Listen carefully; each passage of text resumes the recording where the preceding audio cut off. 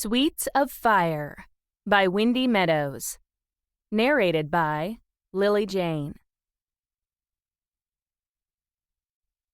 Chapter 1. I bump into Zach coming down the ladder. I bounce off and step on Patty Matthews' toes before I ricochet toward the register. "Oh, sorry, Patty," I exclaim. Zach lays both hands on my shoulders to steady me. "Take it easy, Mom. We're all over each other in here." I squeeze between them to the counter and start ringing up the order I just filled. They told me the holidays would be busy, but I never imagined it would get as bad as this. 30 people crowd my candy store. More try to wedge their way inside every minute. Patty, Zach, and I have to work at full speed just to keep up with everyone who wants candy. Droves of sightseers and tourists mob the town outside. They parade down the sidewalks going both ways. They stream in and out of every store on Main Street before heading out to the beach. The iron gray sky no longer sends down drifts of snow to make everything feel warm and cozy. No, sir. That ended with Christmas.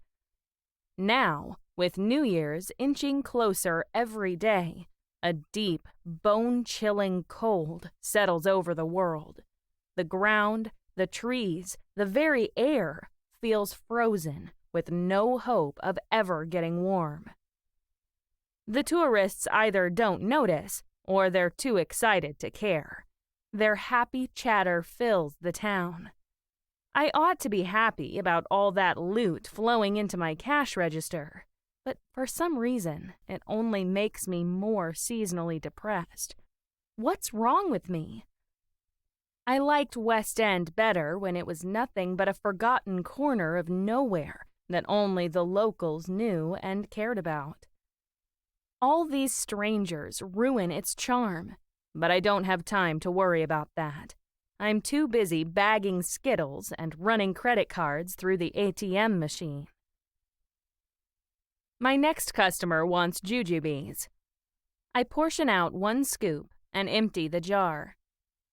When I carry it to the storeroom to refill it, I cast a wistful glance at an empty metal baking tray propped in the corner. I got so enthusiastic over Christmas about making my own candies. I offered samples at the Christmas market, and all my customers loved them. Then the holiday rush hit. All the candies I made sold out, and now I don't have time to make any more. I had to discontinue selling them. I might get time to make more when the season dies down, but by then the market will have dried up too. All the people that wanted to buy them will be long gone, and I'll be left alone with the townsfolk I already know.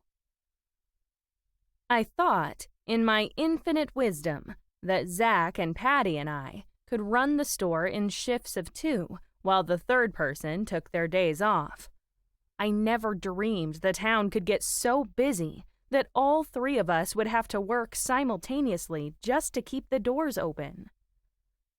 When this is over, I'm going to take about 3 weeks to recover. Maybe after that, I'll have the brain power to figure out exactly how to incorporate my new candies into my sales program. Maybe I'll be able to work out a system where I stock up on supply over the quiet seasons, so I have enough to keep selling them during the holidays. I definitely don't have the brain power to think about that now. The customers jostle each other's shoulders in a constant torrent of bodies, edging their way to the counter, placing their orders, and then weaseling their way back to the exit. Zach, Patty, and I are stepping on each other's feet behind the counter, but that's nothing compared to the customers. I'm amazed no one has gotten in a fight yet, but everyone minds their manners better than I ever thought possible. A familiar voice hails me out of the throng. "Margaret, look at this place." I wave across the counter at Ariel and David Graham, all rugged up in scarves and gloves and overcoats. What are you two up to? You're not off to the ski fields, are you? Just please don't tell me you want candy. I think I would blow a gasket if you did. Ariel laughs, and David grins. No, we don't want candy, and it looks like these people are going to eat you out of house and home anyway. We came to invite you to lunch, Ariel replies. We haven't seen you since Christmas. I've been hiding behind all these heads. I bob back and forth in a clownish impersonation of someone trying to see through the crowd. Ariel laughs again. Come to lunch with us. I'm sure Zach and Patty can spare you for half an hour. I'm sure they can't, I return. Do you see any of us stopping to wind our watches? You might as well go, Zach cuts in. We all have to take a lunch break sometime. You might as well go first. This rush won't die down anytime soon, so it doesn't matter if you go now or later. I cast a glance at Patty, but she's in the middle of straining her ears to catch someone's order. All right, I'll go, but I have to be back here in half an hour, no later. Ariel raises her right hand. I do solemnly swear you'll be back here in half an hour, no later. I break into a delighted grin. All right, let's go. I peel off my apron, but it takes us over 5 minutes to get out the door. I breathe a sigh of relief on the sidewalk. Whew, the insanity of it all. Ariel loops her arm through my elbow from one side. You deserve a break. You haven't sat down since Christmas. It certainly feels that way. We set off down the sidewalk, away from the candy store. I turn my feet toward the happy-go-lucky cafe next door, but Ariel gives me a tug. I thought we could try that new deli that just opened up down the street. Okay. We stroll past the happy-go-lucky toward the other end of town. I observe a string of brand-new buildings extending from the other side of Main Street toward the western neighborhood. I hardly recognize this town anymore with so many new businesses opening up. We come to the section of sidewalk passing Simone Peretti's antique store. As we stroll along, my eye detects on a large, old-fashioned doll's house in the window. Tiny furniture fills the rooms to make it look Victorian. Even the windows sport miniature curtains. I stop dead in my tracks and stare at it. I walk by this window every morning on my way to work. I would have noticed that doll's house if it had been there before. Simone must have just gotten it in yesterday. I wish like anything it had been here before. I would have bought it for Ariel for Christmas. Now Christmas is over, but I make up my mind right then and there to get it for her. She might be 15 and an academic genius, but she's still a girl. She loves whimsical things like that. I can't think of a girl who would love it more. I can't say anything in front of her, though. Before I can move, David snorts. Not the smartest move, I'd say. I look over my shoulder. What isn't? He nods at the store across the street. A man on a ladder lowers the toy store sign to the ground. Another, newer sign rests on the ground nearby. It reads, Something old, something new, antiques and collectibles. What is he doing? I mutter. It looks like he's setting up another antique store, Ariel observes. He's setting up another antique store right across the street from the only established antique store for 100 miles around. David shakes his head and turns away. That's not what I call an astute business decision. He's going to have a tough row to hoe if he hopes to steal Simone's customers. She's well known around here, and the tourists love her. We continue on our way to the deli and find it overflowing with visitors, too. People line up to wait their turn at the counter. All the tables are full, and more people stand around outside, sipping steaming cups of coffee and eating sandwiches out of the wrappers. David grimaces. Why don't you two wait out here? I'll go inside and get our food. I'll go, Dad. Ariel leaps forward. I want to. You and Margaret need to catch up. She snatches his wallet out of his hand and scurries off to join the line. After she leaves, I eye David. Do we need to catch up? I don't see why. He bites back a smile. You're up to your eyeballs in customers, and I'm sitting around with nothing to do. I scan the town. These tourists sure are polite. You would think so many people would cause an increase in crime, but they don't. This is my idea of utopia. It couldn't be utopia for a cop if no one is doing anything wrong, he points out. If this keeps up, I'll be out of a job. I slip my arm through his. We should be so lucky. He squeezes me against his body and smiles down at me. She's right about one thing. It's been too long since we spent any time together. How about you come out to dinner with me tonight? I'll make a reservation at Stacy's so we're certain to get a table. All right. That sounds great. I need a break. I'll meet you at the store at closing time, he tells me. I'll walk you home first, and then we can go to the cafe. Perfect. I rise on my tiptoes to kiss him when Ariel comes dashing back. She shoves 2 cups of coffee into each of our hands. Take these. I have to go back for the sandwiches. I sip my drink. David does the same. In a few seconds, Ariel returns with 3 sandwiches. We stand around eating. Clouds of steam billow from our mouths and noses in the crisp, icy air. The whole assembly of deli customers outside radiates a jovial atmosphere to the crowded town. Strangers laugh and joke and swap ideas for spending their time exploring the area. When I finish my sandwich, I throw the wrapper in the garbage can. I should get back. Zach and Patty both need lunch breaks, too. We head down the street and meet Simone Peretti coming the other way.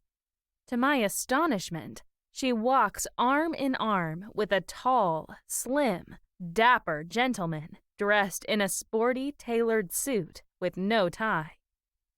I see them before they see us.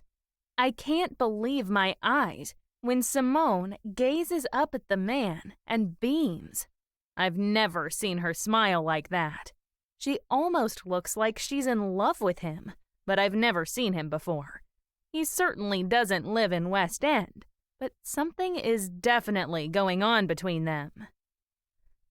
She laughs and looks away. When she does, she spots me, David, and Ariel, and her eyes light up. Margaret, David, you're just the people I was hoping to meet.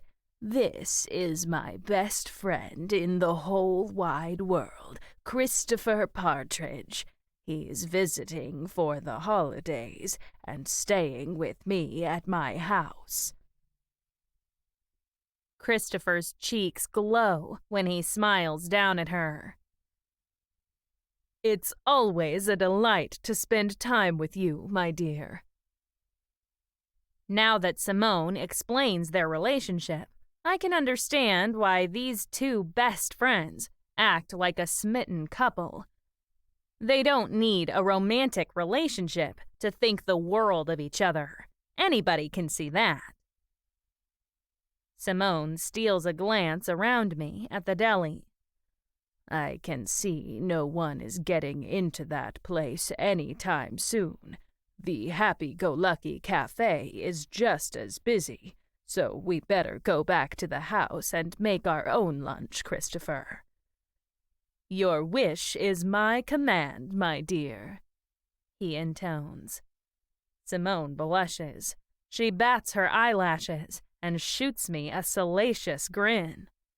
Did you hear that, Margaret? My wish is his command. They hurry away laughing. Their voices ring down Main Street and out of sight. I blink after them in wonder. Do I know that woman? She certainly looks like she took a youth tonic overnight. David continues walking. He's obviously good medicine for her. I hardly recognize her. Margaret! Ariel jumps a foot in the air and whirls around to attack me. Are you coming to the New Year's Eve party? Please say you'll come. I don't know about any New Year's Eve party, I tell her. This is the first I've heard of it. There's a big party on... Let me guess, I cut in. It's on New Year's Eve. She explodes in hysterical laughter. Quit joking. It's the celebration of the century. You just have to go. I don't know, I hedge. I don't really do New Year's Eve parties. I prefer to stay home and go to bed early. Staying up until midnight might be a good idea when you're young and frisky, but when you get to be my age, a good night's sleep is a much higher priority. Oh, stop sounding like such an old curmudgeon, Margaret, she scolds. You have to come. Everyone will be there, and I am not spending New Year's Eve at home going to bed early. I have to go to bed early every night of my life. This is my one chance to stay up late and live a little. Come on, please say you'll go. There's going to be bands on Main Street, and food and fireworks, and a big sparkling ball falling at the stroke of midnight and everything. I steal a peek at David. He studies his daughter's profile. I can't read his expression. I can't tell if he's admiring her or fearful of what she's suggesting. Maybe it's a combination of both. I think you better check with your dad on that. That's right, Margaret. Pass the buck. When in doubt, put the responsibility on someone else. I was kind of hoping to have a quiet dinner party at home with family and friends. I was hoping you and your dad could come to that, and I want to invite my parents. They live in a retirement home in Hartford, and they haven't visited West End yet. They definitely won't be able to stay up until midnight. Her eyes fly open, and she gasps out loud. You can do that before. You can have your dinner earlier in the evening, and the old people can go to bed while the rest of us go off to the New Year's Eve party in town. Come on, Margaret, please. Zach and Gilly are going. I cock my head to stare at her. How do you know that? Gilly told me. I exchange another glance with David. And you're okay with this? He shrugs his shoulders. It's like she says. It's one night out of the year. She's so responsible about getting up in the morning for school the rest of the year. I figured, why not? Let her live dangerously for a change. She's only young once. You and I can fall asleep in our rocking chairs when she gets old enough to go to college. I burst into a happy grin. All right, you talked me into it. Yay! Ariel bounces up and down and claps her hands. Oh, thank you, Margaret. This is going to be the best New Year's Eve ever. You and I are going to plan this whole dinner and shop and everything. She bolts off down the street toward the candy store. David and I follow at a more dignified pace. I murmur to him under my breath, watching her pirouette in circles. She certainly seems to be settling into life in West End since her mother went to prison. Has she shown any signs of distress over it? He keeps his voice low with no inflection. Not yet. I don't think the reality has hit her yet. The novelty of coming to live with me full-time in a new town with new people is still too interesting. Once school starts again and life settles down, that's when she'll realize it's all too real. I wish it didn't have to be that way. I wish she could stay happy forever. Has she seen Pauline since the arrest? She doesn't want to, he whispers. Ariel says she never wants to see Pauline again after what she did. She keeps saying Pauline isn't her mother.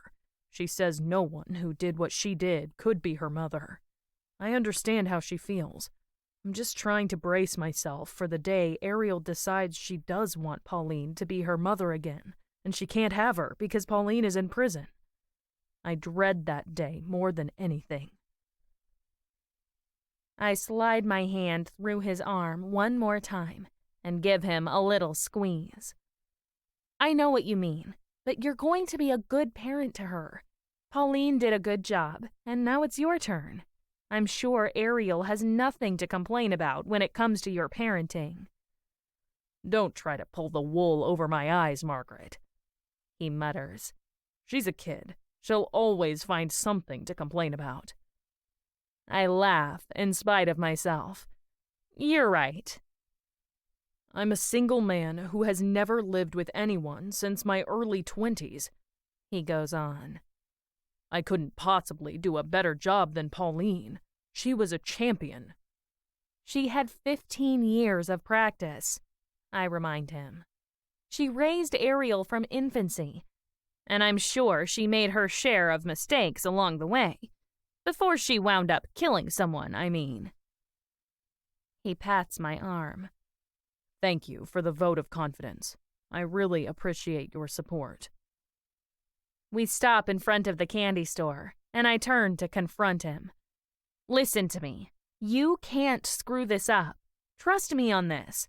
Parenting is one screw-up after another. That's the name of the game. Then how do you say I can't screw this up? Because it doesn't matter, I tell him. You're going to screw up, and it doesn't matter. All that matters is that you do your best and love her the best you can. The rest comes out in the wash. It always does. You won't be perfect, and she doesn't need perfect. She just needs you to love her and to try your hardest, and you're already doing that.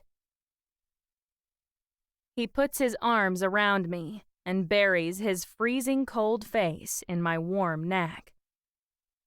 Thank you. I wriggle away, laughing. Go on. I'll see you tonight. Chapter 2.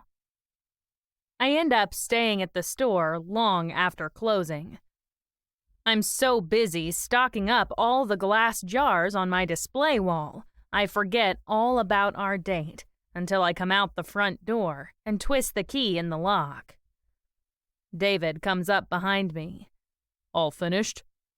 I jump out of my skin and whirl around. Holy mackerel, you scared the bejesus out of me. He leans back. Don't tell me you forgot about our date. Of course I forgot about our date. My hand flies to my heart. I haven't stopped working since lunch. I wasn't thinking about that. Do you think I would be this late if I did remember? He inclines his head down the street. Well, are you ready to go now? I frown at him. Do you still want to go out? It's kind of late, isn't it? What difference does it make? He asks. Are we going to dinner or not? All right, fine. But I don't think we have time for me to go home first. Let's just go. I move to his side. What about your reservation? It will be long over by now. I texted Stacy and said it looked like you were working overtime. She's holding our table for us. We get to the happy-go-lucky. He puts out his hand to open the door when I spot a light coming from the antique store in the next building. It looks like Simone is burning the midnight oil, too. That's good. I think I'll stop by on my way home and get that doll's house for Ariel." "What do you want to do that for?" he demands. "It's not Christmas anymore, and she doesn't play with dolls." "I just want to get it for her, and maybe she would play with dolls if she had a doll's house." I follow him inside. Stacy Kuntz meets us at the register in her usual bustle. "There you are! How many times do I have to tell you not to work so hard? You'll drive yourself into an early grave." "Don't worry, Stacy," I tell her. "As soon as this holiday rush settles down, David and I are going to spend the rest of our lives in rocking chairs on the front porch." Stacy casts a blank stare at David, but he only smiles. "Never mind. Can we get our table now, Stacy?" She hurries to the back of the cafe and seats us in our usual booth. She hands us our menus and leaves us to our own devices. I read my menu, and once I make up my mind what I want to order, I put it aside so I can concentrate on David. "So what's Ariel doing with herself this evening?" "Would you believe it? She's studying chemistry." He chuckles and shakes his head. "I really think she does it for fun." "Wow," I remark. "No wonder she's doing so well in school." "Yeah, about that. I'm worried. That's one reason I wanted to talk to you alone. I mean, I wanted to see you and have dinner with you and everything. It's not all about Ariel. I just want to be clear on that." I lay my hand over his, rest my chin in my other hand, and gaze up into his perfect blue eyes. "I understand. What's on your mind?" "It's about her school. I'm really not comfortable taking her out of her elite prep school in Hartford to send her to some run-of-the-mill public high school in Peterborough. That sounds to me like the worst idea on the planet." "What do you suggest?" I ask. "The only way you could keep her where she is would be to—" I trail off. I honestly can't think of one decent suggestion to keep Ariel going to her old school. "The only way I could keep her where she is would be to commute to Hartford twice a day to drop her off and pick her up." "You can't do that," I point out. "That would be—" He cocks his head to one side. "Why can't I do that? What's stopping me?" "Well, for a start—" I flounder to make sense of all this. "You're the ranking cop in this town. You can't exactly go AWOL for, an hour in the morning and another in the afternoon." "Why not?" he demands. "Tomlinson can cover the town for an hour at a time. If anything comes up, he'll call me, and I'll beat it back to town as quick as possible." I shrug. I don't know what to say. "You would have to get permission from your sergeant in Peterborough." "I already did." My head shoots up. "You didn't." "I take Ariel's well-being very seriously." "I know you do, but Jesus." I pass my hand across my eyes. "That's a big commitment." "I would have made a much bigger commitment than that if I had been the one to raise her from birth. And that's exactly what I would have done if I had known my wife was pregnant.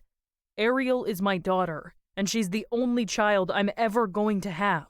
No sacrifice is too great, and I want to make up for all the time I didn't get to be there for her growing up. Staying in her current school is the best thing for her. We all agree on that. She's thriving there. She has friends who are at her academic level and who support her goals. If she left all that behind to switch to a high school in Peterborough, she would have to start from scratch. I couldn't do that to her." I fiddle with my napkin. I'm completely blown away by this. "Have you talked to her about it?" "Only to assure her that she would continue going to the same school. She was very relieved." I let out a broken sigh. Then I guess it's the right decision. I know it is. Now that we got that out of the way, I raise my head to scrutinize him. So, what do you need from me? Nothing, I guess. I suppose I just wanted to run it by you and make sure you agreed with my decision. My shoulders slump, and I press his hand across the table. I told you that you would be a good dad.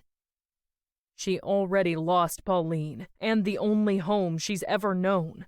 I don't want to be the reason she loses any more. Just then, the waiter arrives to take our order.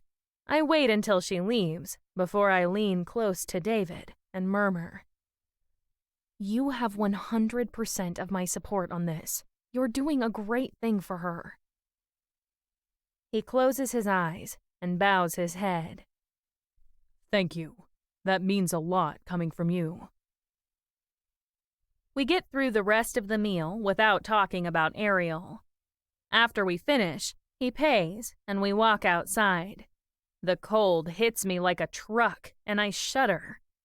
We don't have to walk home, David tells me. My car is right over by the deli. I'll drive you. Thanks. When we turn, I notice the light on at the antique store again. Just let me stop in and pay for the doll's house. I'll come back for it later. Put it in the back seat, he offers. Really? What are you going to do, carry it home? He wags his finger at me. You don't have a car. I'll go get mine and you can take the doll's house home now. That's the best thing. He strides away down the sidewalk and I continue to the antique store. I peek through the front window, but I don't see anybody inside. I knock on the door and rub my hands together while I wait for Simone to answer. When David shows up with the car, I'm still waiting. He parks at the curb and joins me. What's the holdup? I don't know. She isn't answering the door. He raises his hand and delivers several hard, loud bangs to the door. The noise reverberates loud enough to wake the dead. Still, no answer. I blow into my hands. David goes to the window and squints inside. The golden glow beams through the glass, but we don't hear anything moving in the store. That's weird, David mutters. That's not like her to leave the light on. Let's just go, I suggest. I can come back in the morning before the candy store gets really busy.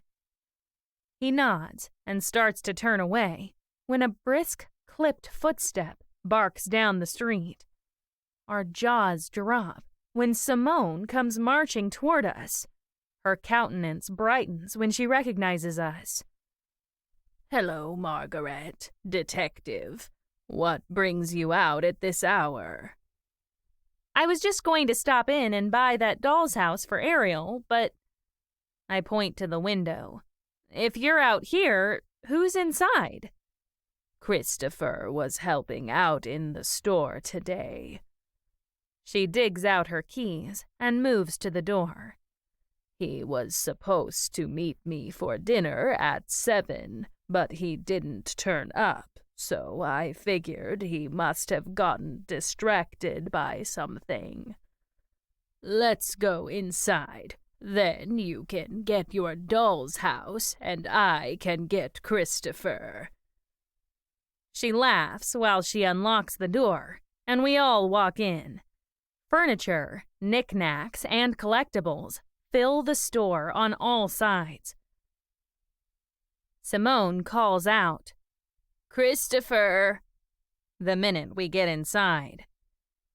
She stuffs her jangling keys into her handbag and goes to the window. She lifts the doll's house out of the display case and sets off for the rear, where she keeps her checkout counter.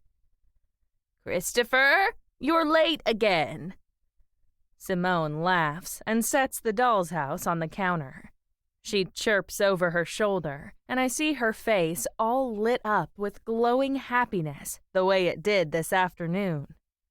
He's always late. Do you know I've bought him a watch for every Christmas since I first met him?" She laughs again and hustles around the counter. She gets to the end of it and puts out her foot to walk to the register when, out of nowhere, she lets out a spine-chilling screech and collapses to her knees. "Christopher!" she shrieks. "Christopher!" David and I rush to her. We find her bent over Christopher's prostrate body behind the counter. She tries to lift him up, and the body slips from her grasp in a slick pool of blood. Blood soaks his clothes and leaves gory imprints all over her beautiful houndstooth blazer. "Christopher!" she screams. "Oh, Christopher! No, dear God, no! Please say something, Christopher!" David whips around the counter to her side. He lays hold of her arms and tries to restrain her from touching the body. "Christopher!" she wails. "No, Christopher! Get up! Please get up, Christopher!" David rounds on me, roaring over the noise. "Get her out of here! We can't let her contaminate the crime scene!" I scoot around the counter as best as I can without stepping in the blood, which trails across the tile floor and seems to stick to everything. I don't know what to do with Simone, but instinct kicks in. I grab her shoulders and help David pry her away from the body. She keeps screaming. "Christopher! No! No! This can't be! Christopher!"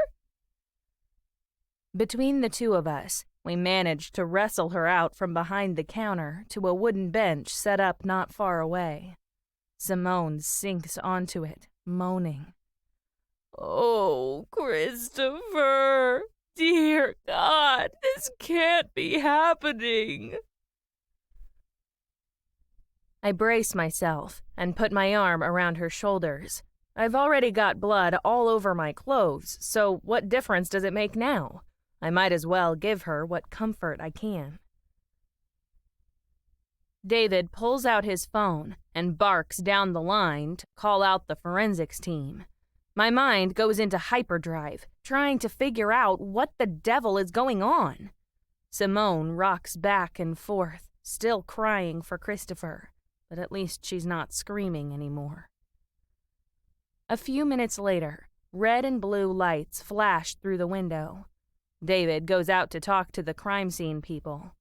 When he comes back, he sits down next to me. "Will you please take Simone home? I don't want her around for this." I'll take her, but I don't really think it's a good idea for her to walk home in this cold. It's too far. "Take my car."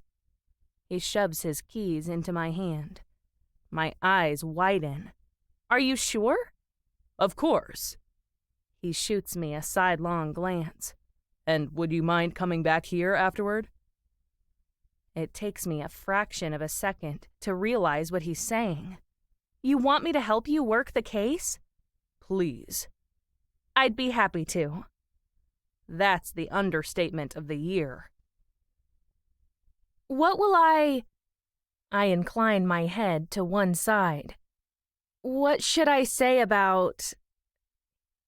He casts a subtle glance toward Simone. "Don't say anything yet. He was shot in the chest, so the less we say about it, the better." He stands up to go show the forensics people in.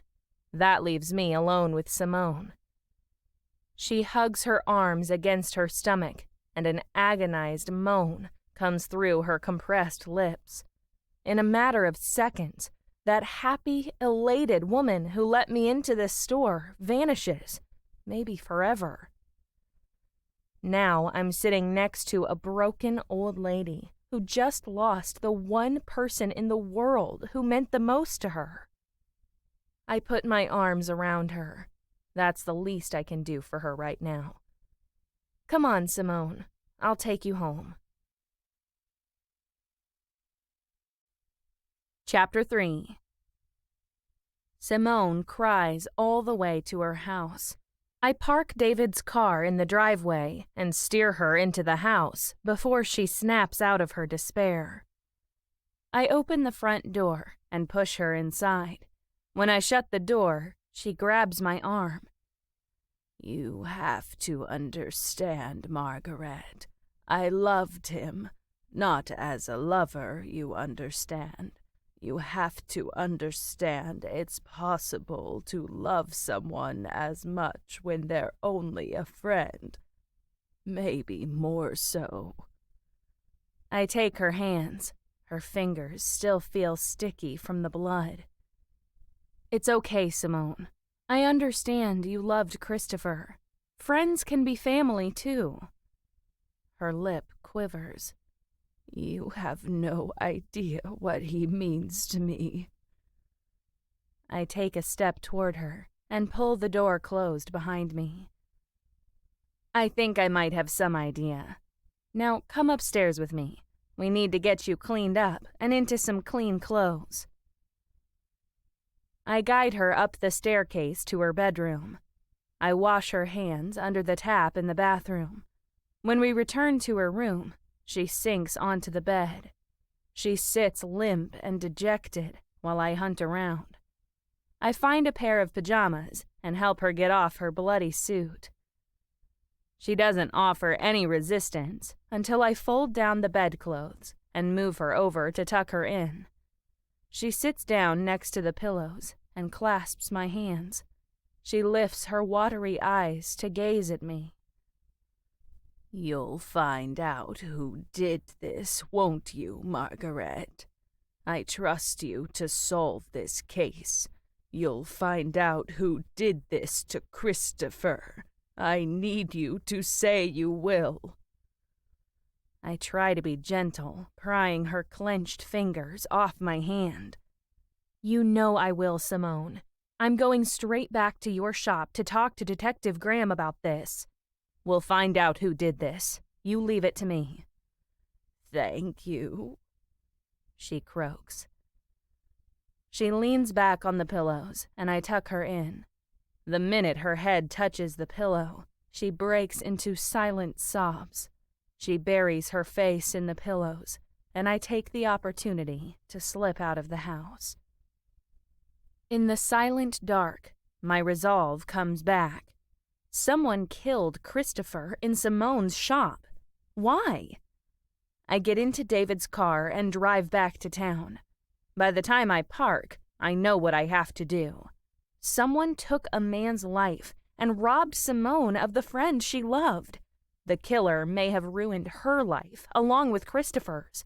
I owe it to her to solve this case. The forensics team still swarms all over the antique store. They fingerprint everything, which takes hours. I find David standing by the register, scribbling notes in his notebook. He puts his pen away when I show up. How is she? She's destroyed, as you might expect.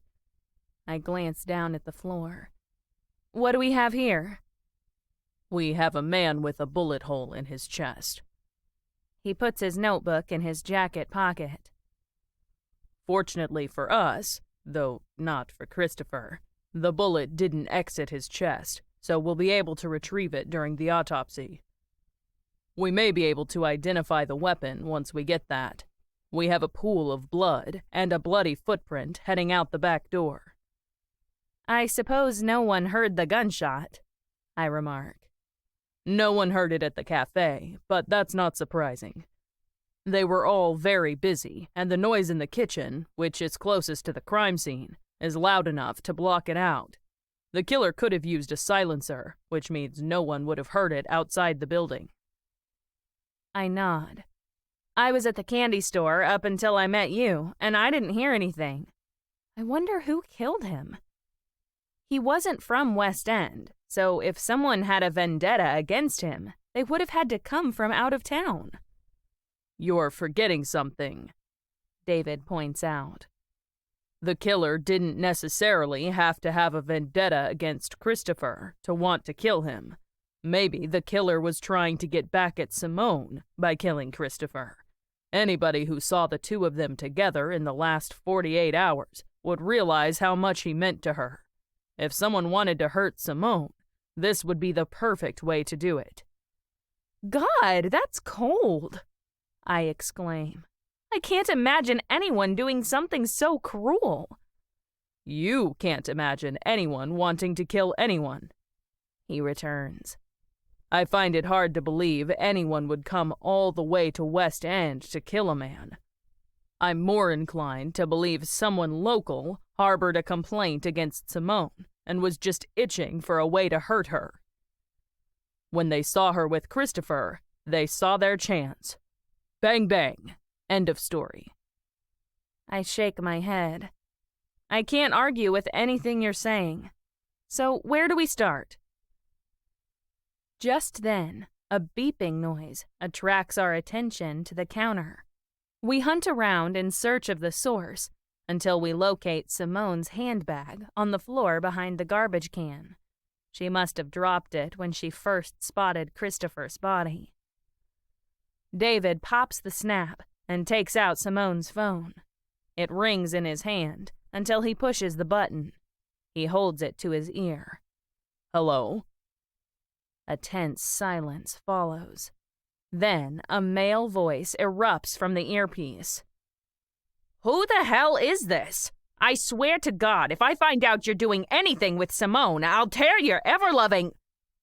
This is Detective David Graham of the Peterborough Police Department, David booms in his most commanding voice. Who do I have the pleasure of speaking to? Another long silence echoes down the phone. I bite back a grin.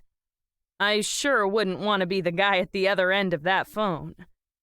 When he answers, he speaks in a much more respectful tone. Excuse me, Detective. This is Morton Malcolm. I'm an acquaintance of Simone Paretti's. I was just... It sounds to me like you're more than an acquaintance, Mr. Malcolm, David snaps. What's your real relationship to Miss Paretti?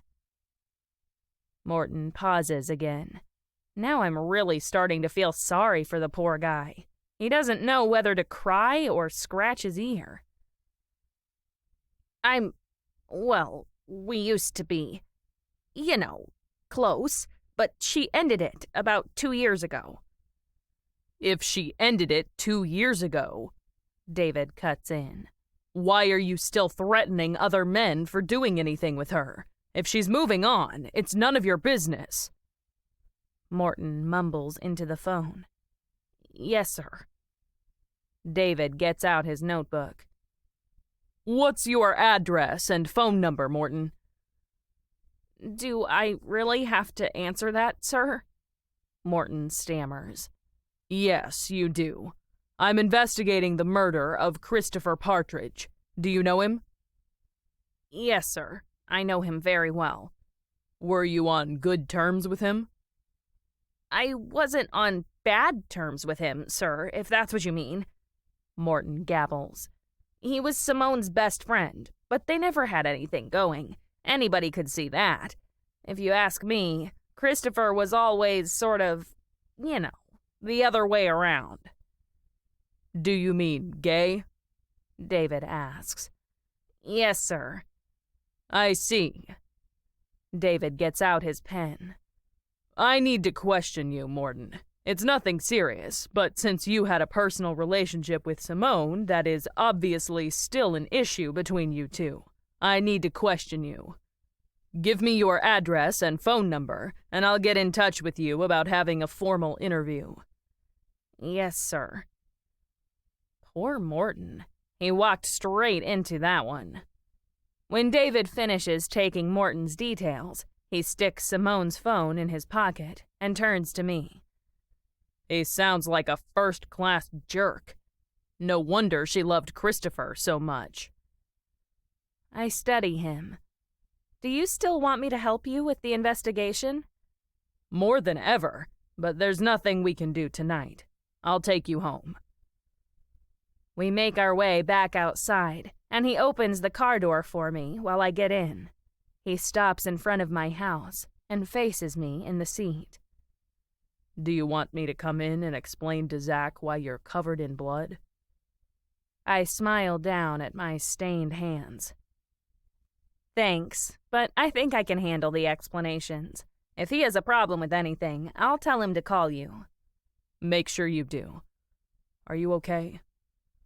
I don't want to look at him. Sometimes I wonder if I should really be doing this. Investigating murders, you mean? I can only nod down at my hands. I appear to be a magnet for other people's misfortune. Quite the contrary. You're the vehicle for people to get some justice when evil criminals cause them misfortune. You're on the right side of the law, and that's about all any of us can ever hope to be. I steal a look at him. Really? Take me. I'm a cop. He spreads his arms to display himself to me. Do you consider me a magnet for other people's misfortune? Of course not. You're something as close to a guardian angel as we can get on planet Earth. There you go, he exclaims. You didn't kill Christopher. You aren't the one who caused Simone misfortune and grief. You're the person who will give her some peace and some closure by finding the person who did do it and making sure they get what they deserve. I search the neighborhood outside. I guess so. You're tired. Go inside and go to bed. I'll talk to you about the case tomorrow, after we've both gotten a decent night's rest. He doesn't give me a chance to reply. He gets out and opens my door. Then he escorts me to the porch. He kisses me on the cheek. Good night. Sleep tight. I ease into the house as quietly as I can. Once I get inside, exhaustion and emotional turmoil weigh me down. I can't bring myself to climb the stairs. I slip into the living room and slump on the couch. Another person dead. Another murder. Another friend shattered. Now I'm caught in the middle of it again. Every time someone winds up dead in West End, I promise myself I'll never do this again. Every time I do it. I can't keep doing this. I can't face the horror and emotional toll of investigating another death. Just then, footsteps descend the stairs and enter the room. Hey, Mom. I thought I heard you come in. Was that Detective Graham who dropped you off? I mutter down at the floor. Yes. He freezes in the doorway and stares at me. Then he sinks down next to me. Do you want to talk about it? There's nothing to talk about, sweetheart. I grumble. Someone got killed in town tonight, and what do you know? I was on the spot to find the body. Oh, wait, I didn't find the body. The victim's best friend found the body, and now she's in pieces. He leans back and blows out a long breath. Who died? It was Christopher Partridge, Simone's friend. He got shot in her store while she was waiting to go out to dinner with him. She's devastated. I'll bet she is, he remarks. If he wasn't so gay, I would have sworn those two were in love with each other. I think they were in love with each other. They were in love with each other as friends. I can understand that, he replies. They certainly loved each other. Anybody could see that. I nod, too overwhelmed to say anything else. You're investigating, aren't you, Mom? He continues. Simone asked me to, so yeah, I am. David asked me too, so it looks like I'm stuck with it. You have to, Mom, he exclaims. The whole town is counting on you. Why should they count on me? I return. I'm not the police. Isn't that their job? That's exactly why they want you to do it. You're not the police, and it's not your job. That's what makes you so good. You do it because you care. That makes all the difference. No one is paying you to find out the truth. People trust you to do it with their best interests in mind. That means a lot more than a professional detective doing it. I peer up at him. That's what David said. It's true. He squeezes my hand. You're their guardian angel. Why do you think Simone asked you to look into it? The victims need to know they have someone batting for them, and that's you. He bends forward and kisses me on the forehead. I'm proud of you, Mom. I'm proud that you're the one that people count on to ask for help. He strolls out of the room and back upstairs to his own room. He leaves me sitting there, buried in my own thoughts. Maybe me being an investigator isn't such a bad thing. The rest of the town doesn't think so. Maybe it's just the shock of finding Christopher's body that sends me into turmoil. Finding a dead body always seems to have this effect on me. Maybe David is right about that too, and I'll feel better after I get a good night's sleep. Chapter 4.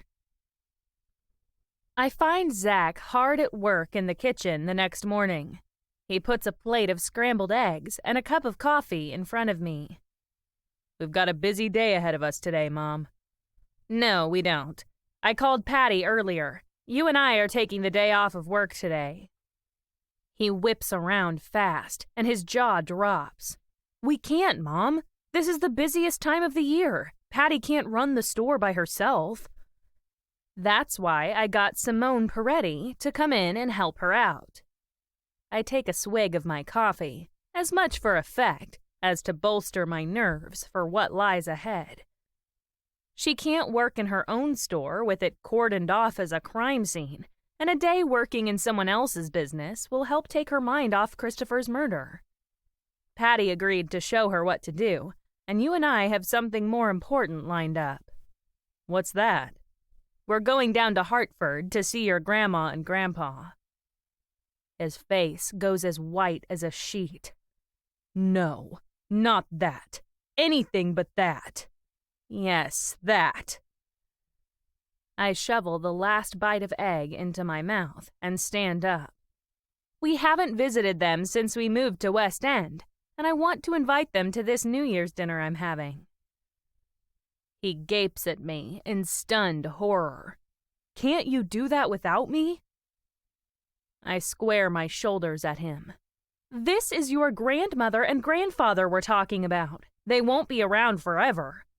The least you can do is visit them, and I'll be flipped if I'm going down there to visit them alone.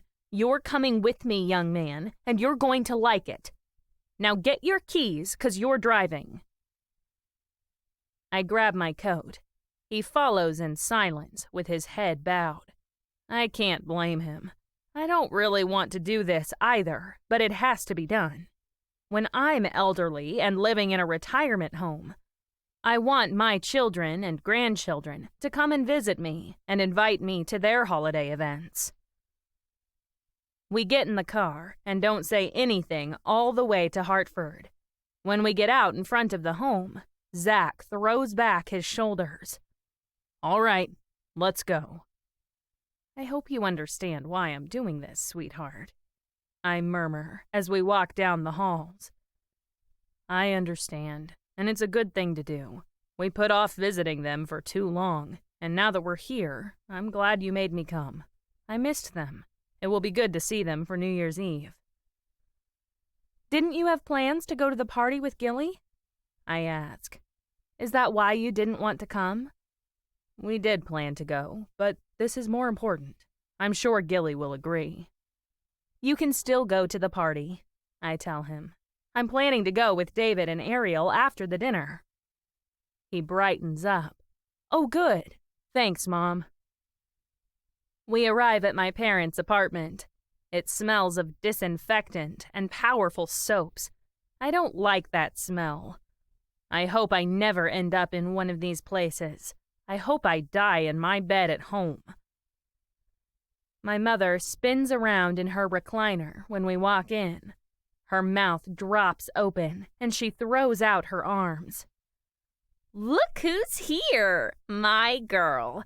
My God, look how big you've gotten, Zachary. How old are you now? He colors. For a second, I fear he'll run away. Then she folds him in her arms. Hi, Grandma. It's good to see you. She pats his cheeks and exclaims over everything until we settle down on the couch. Where's Dad? He's just in the other room, my mother tells me. He'll be out in a second. He'll be so pleased to see you. How's life in the Great North Woods? We're not in the woods, Mom, I tell her. We're in West End. It's a town. It was just an expression, sweetheart. Are you surviving? You can see we're surviving. I struggle to keep my voice steady. I can't let her get under my skin. Is it just me, or do your parents get 10 times more aggravating when you become an adult? I meant, are you making a living with that candy store of yours? She counters. I don't know how you pay your bills that way. I always told you to go to graduate school. Yes, you did, I mutter. Mom's doing really well. Zach chimes in. She's making loads of money, and now that the holiday season is on, it takes 3 people working all day just to keep up with demand. My mother's eyes widen. Really? Yes, really, I reply. It's a very successful business, and I'm thinking of expanding to make my own candy. It went over really well at Christmas. I just need to figure out how to produce it on a mass scale. You be careful, sweetheart, she warns. You don't want to get too big for your britches. God forbid, I mumble. I catch Zach smirking at me, but just then, my father shuffles in from another room. He frowns at me before he recognizes me. Is that Margaret? Hi, Dad. I get up to give him a hug. How are you? He throws himself into a chair. Ugh, my feet are aching today. You didn't drive all the way down here from West End to see us, did you? That is such a waste of gas. You shouldn't have done it. I roll my eyes to heaven. It was nothing, Dad. I wanted to see you and invite you and Mom to a New Year's Eve dinner I'm giving. He looks around him. What, here? No, at my house. I slow myself down to enunciate every syllable. We would drive you up to West End. You still haven't seen it, or where we live, or anything. He retracts his head between his shoulders. I don't like to travel. It's hardly travel, Dad, I tell him. It's a half-hour drive. You'll be there in no time. I don't like to stay out too late, he grumbles. A New Year's Eve party goes until after midnight. That's too late for me. I always go to bed before 9. This isn't a party, I explain. It's just a dinner. It will be long over before 9, and you can spend the night at my house. We'll drive you home the next morning. Zach and his girlfriend Gilly will be there, and you can meet my boyfriend David and his... Boyfriend? My mother shrieks. You have a boyfriend? Hot blood rushes to my cheeks. Yes, Mom, I have a boyfriend. Who is he? What does he do for a living? Why haven't I heard about this before now? I take a deep breath. I knew this would be bad. I just didn't realize how bad. His name is David Graham. He's a police detective, and you're hearing about it now. She makes a face and averts her gaze. I don't like it. I don't trust my daughter to date a man I've never even met. If you come to the dinner, you will meet him. Then you can make up your own mind whether he's worthy of me or not. What do you say? I catch Zach suppressing laughter again. The rat! He's laughing at me. My mother perks up her ears at the idea of meeting David. All right, we'll come. Speak for yourself, my father fires back. I'm not going anywhere.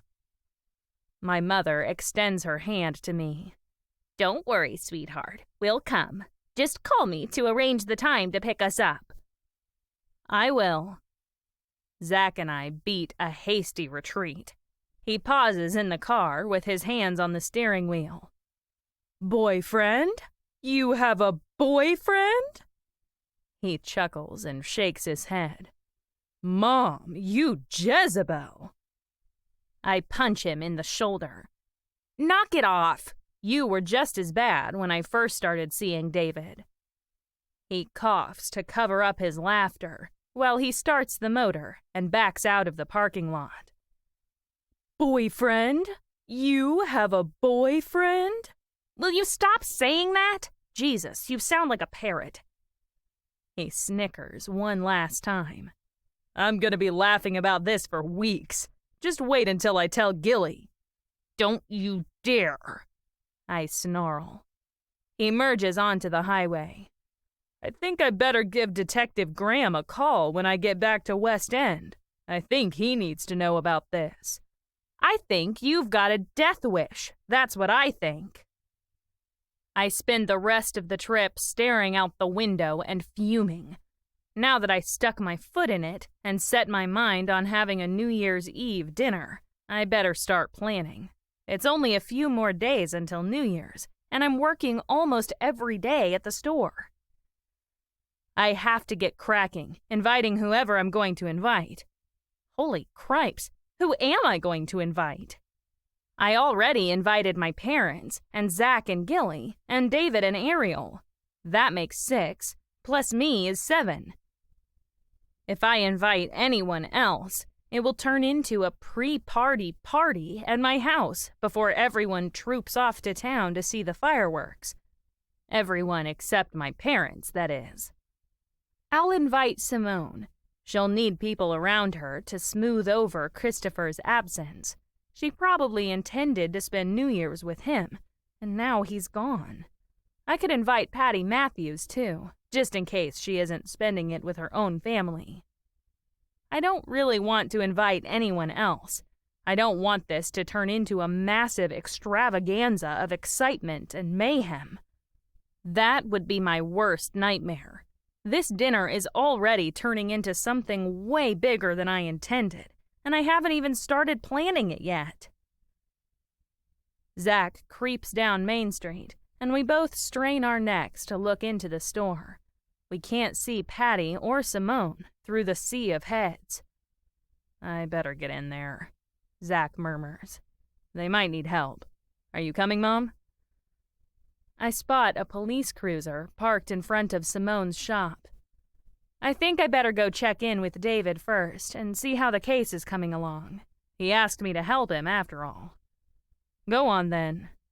He opens my door. Let me know if you need anything. Thanks, sweetie, I tell him. You have my number. Text me if you need me to come help out in the store. He saunters over to the candy store, and I head for Simone's. I find David near the outline on the floor. Shouldn't you be at work? He asks. According to all accounts, I am at work, I reply. I'm hard at work as West End's resident guardian angel. Everybody is counting on me to investigate this case, so here I am, reporting for duty. I give him my best military salute. What have you got? Nothing since last night. I was hoping you would turn up so you could come with me to interview Simone. You said she was a mess last night. I want you to take the lead on this. She'll be more comfortable talking to you. I'm willing, but she's busy right now. I asked her to cover at my store so Zach and I could take the morning off. She's over there right now." "No, she isn't." He points to the front window. "Isn't that her walking past right now?" I whip around to see Simone striding along Main Street. What is she doing? "Maybe she doesn't want to work at your candy store anymore." He and I hurry out of the shop and intercept Simone. I scuttle up next to her. "Are you all right, Simone? Is anything wrong?" She shakes her head, but she doesn't stop walking.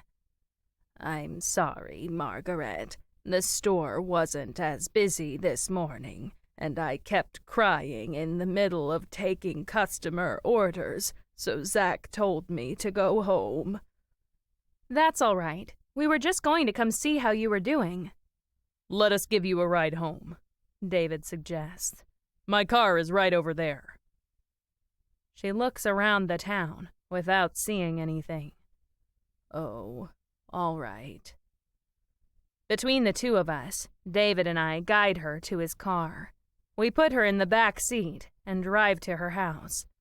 She doesn't say anything. She just gazes out the window with that stricken expression haunting her face. I guess it's gonna take her a while to get over Christopher. Chapter 5. When David opens the car door for her, Simone wanders into her house without a word to either of us. We tag after her and find her sitting in an armchair staring out the window. I sidle up next to her and sit on the window seat while David lurks by the door. "Is there anything I can do, Simone?" I ask. "I know I can't bring Christopher back, but is there anything you need? You could even come and stay with me and Zach for a while if it's too hard to be alone." She shakes her head and stares down at her hands in her lap. She moves her fingers back and forth like they belong to someone else. "I don't need anything. I'll be fine." I know it's early to think about this, but you did ask me to investigate his death. Can you tell me the last time and place you saw him alive? She swallows hard, and tears stand on her eyelashes. "I saw him here at about 6 o'clock. He said he wanted to go into the shop to do some dusting. He was a clean freak. He couldn't stand dust, and he said I didn't do a good enough job dusting the antiques. I laughed at him and told him if he didn't like it, maybe he could do a better job himself. It was all a joke to me, but he did it. He went down there, and we agreed to meet back here for dinner at 8. When he didn't show up, I went down there to find him. That's when I met you standing at the door." "We found him at 8:45, I tell her. That gives us a window of time when he was killed. Can you think of anyone who might have wanted to hurt him? Did he have any enemies that you know of?" "No one wanted to hurt Christopher," she mutters. "He was the nicest, kindest, most generous man alive, and now he's gone. Everyone loved him. He had a million friends. He had a way of finding out exactly what a person needed and filling that need somehow. He was the light of my life. I'll never be able to replace him." I cast a sidelong glance at David. He listens intently to our exchange. "If that's the case," I go on, "maybe someone wasn't trying to hurt Christopher at all. Maybe they were trying to hurt you instead. Maybe they saw how happy he made you, and that gave them the idea to hurt you through him." Can you think of anyone you might have turned against you? Anyone at all?" She snorts in a cruel mockery of a laugh. "That's a good one. I can think of a lot of people who would be mad at me. Just the other day, some woman stormed out of my shop with her underwear around her ears because she said I overcharged her for a table. I asked if she had the receipt, which she did. I compared it to the price tag, which I fished out of the paper recycling bin. I proved to her in black and white that I didn't overcharge her, but she wouldn't listen. She threatened to get me for that and said she would shut me down." "Who was it?" I ask. "Her name is Carol Sneed." She exaggerates the last name to make it sound like a sneer. "She and her husband live in the eastern neighborhood around the corner from you." I remember who she means now. The elderly lady and her husband have always been nice to me, but that doesn't mean they have to get along with everybody. It also doesn't make them murderers. "Then there's Javier Suarez," Simone goes on. "He used to work for me, but he quit about 2 weeks ago. He's the man I sent over to your candy store to pick up those cardboard boxes." "Do you know why he quit?" "I don't know, and I don't care," she snarls. "He gave his notice. He said he could do better elsewhere." I frown. That's strange. "Not really.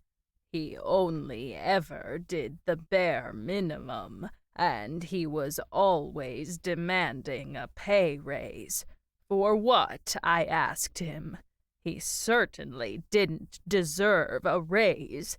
He didn't deserve the money I paid him when he didn't do the work. I wasn't sorry to see the back of him, I can tell you." "Did he get another job?" I ask. "Is he working for someone else in town now?" She looks away. "I have no idea."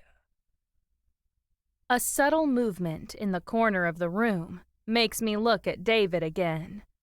I don't know how to phrase my next question delicately, so I just take the plunge.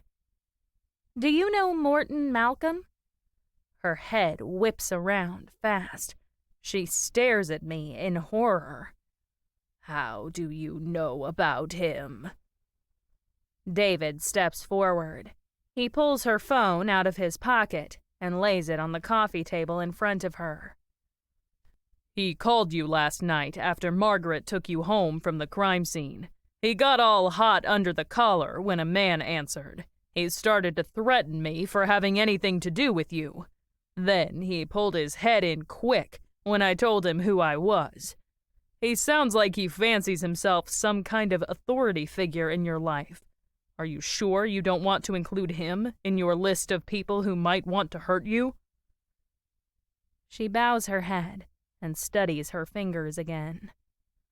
"Morton and I haven't been involved in a long time." It sounded to me like he thinks otherwise. I chime in. If he thinks he has the right to dictate who you hang around with, he could have wanted to hurt you by killing Christopher. "Morton is not a killer," Simone murmurs.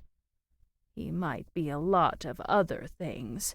He might be controlling and overblown most of the time, but I can't believe he would ever actually kill someone." Did he resent you hanging around with Christopher? She laughs genuinely this time. "Oh, no. He never had any problem with my friendship with Christopher. David speaks up again. Is that because he thought Christopher was gay? Simone shoots daggers at him and bites off the words between gritted teeth. Christopher was not gay. It doesn't matter if he was, David replies. If he was gay or not doesn't make his murder any less of a crime. We're just trying to establish who had a motive to kill him. You say Morton never minded you being friends with Christopher, but he might have minded you being friends with somebody else. How long ago did you two split up? 2 years ago. David nods. Now I understand why he asked that question when he already knew the answer from Morton. He wanted to test both Simone and Morton to see if they told the same story about their breakup. Did Morton take issue with you seeing anyone else after you split up with him? I ask. I haven't seen anyone since I split up with him. I kept to myself and worked on rebuilding my life. I spent my time with my true friends, like Christopher. Did Morton... I don't know how to ask this, I stammer. Did Morton ever raise a hand to you? Did he ever get violent with you? No, nothing like that. That wasn't his style. He was passive-aggressive and manipulative. He used psychology to browbeat not just me, but everyone he knew into giving him what he wanted. When I dumped him, he got bitter and insulting, but he never got violent. I think he must be too much of a coward for that. If he can't pressure you into giving him what he wants, he assassinates your character and plays the pity card. He has 1,000 tricks, most of which are extremely cheap and not very effective. David checks his notebook. He says his address is on Coast Highway 106. That's out near the beach. Do you ever see each other around town? He doesn't come to town much, Simone tells him. He runs a t-shirt shop out there. He spends most of his time running his business. He does his grocery shopping in Peterborough. So he never tried to see you after you split up with him? I ask. No. He spent several months afterward trying to guilt-trip me into visiting him out there. But when I didn't, he fell back on the tired old saw of, "You never cared about me. You're a heartless witch. You're a frigid schoolmarm who's incapable of loving anyone. You don't care if I kill myself over you." And on and on and on. You get the idea. I bite my lip to stop myself from laughing. This isn't funny. It just sounds so ridiculous coming from a grown man. I don't know why I should find it so strange. My ex-husband used to say stuff like that all the time. If you weren't seeing him anymore, David asks, what was he doing calling you on the phone at 9 o'clock at night? Oh, he's always doing things like that, Simone tells him. Did you tell him to stop? I ask. Oh, sure, she exclaims. He never listened. That's against the law, you know, I remind her. If you told him not to call you anymore and he kept doing it, that's stalking. You could report him to the police for harassment. I think I may have already solved that problem, David remarks from across the room. Even so, I go on, he shouldn't be calling you when your relationship is long over. I could never do anything like that, Simone insists. I couldn't report him to the police. I like to keep things civil with everyone. He was always more of an annoyance than anything else. I could ignore his whining and his conniving. It didn't affect me, and putting up with it was better than the alternative. The alternative of living your life without him nagging you all the time? I ask. No, the alternative of dragging myself and him and probably a bunch of other people through the legal system. I can think of worse things than getting a few phone calls from him every now and then. I glance at David. I'm finished. I can't think of any more questions to ask. David nods and puts his notepad away, so he must be finished too. Thank you for telling us about it, Simone. I pat her hand. If there's anything we can do, we're just a phone call away. I think we might drive out to the beach and talk to Morton now, so maybe we'll have something to report to you later. She opens her mouth to say something when someone knocks on her door.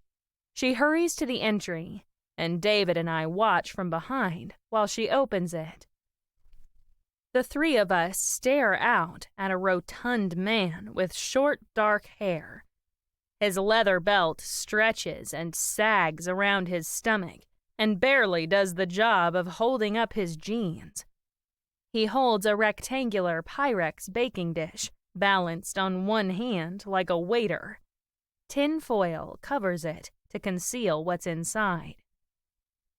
The instant Simone opens the door, he flourishes the dish toward her. I hope you like lasagna. Simone gasps in apparent shock. Well, thank you. I love lasagna. I thought you might need some comfort food. I just came by to deliver my condolences and to offer my services if you need help with anything at all. Thank you, Simone stammers. That's very kind of you. He bows and waves with a cheery smile you wouldn't expect from someone delivering condolences to the bereaved. You know where to find me. He strides away to a brown van parked up the street. In a second, he drives away and leaves Simone holding the dish. She turns around and stares at us in blank surprise. She looks back and forth between the dish in her hands and us. "Who was that?" I ask. "That's Brett Farnsworth," she whispers. "He's the owner of that new antique store across the street from me. He bought the toy store." "What's he doing bringing you lasagna?" David asks. "He can bring her lasagna," I counter. "He's just trying to be nice." "A little too nice, if you ask me," David mutters. I have to admit he's right. I could understand Stacy or one of Simone's good friends bringing her a plate of food to get her through her grief, but not a total stranger and a professional rival. She steps toward the kitchen. "I better go put this in the fridge." "We'll leave you to it, Simone." I scoot around her to the door. "We'll find out who killed Christopher. If you need anything, don't hesitate to let us know." "Thank you, Margaret," she croaks. "Thank you so much for doing this. You don't know how much it means that someone I know and trust is working on this case." I cast a glance at David, but he shows no sign of being insulted by her comments. "I'll do my best, Simone. Have a good day." David and I leave the house. He stops on the front porch. "What did I tell you? You don't know how much it means that someone she knows and trusts is working on this case." "I'm sorry about that," I tell him. "I never meant to interfere with your work." "Will you cut that out?" he snaps. "I keep telling you it's a good thing you're working on this case. When are you going to start believing it?" "I don't know. Maybe never." He narrows his eyes down the street. "I don't like that Brett guy." "Why not? I thought he did something very kind. I think he's going to fit into West End perfectly." "I'm not so sure," he replies. "If someone set up a rival candy store right across the street from you, would you take them lasagna if their best friend got killed?" "I don't know. Probably." He snorts. "You probably would. That's exactly the kind of thing you would do." "Besides," I continue, "we don't know that Brett is a rival business. He hasn't even opened his doors yet." David makes a face at me. "Are you seriously trying to tell me that a town as small as West End really has enough business to support not one, but 2 antique stores?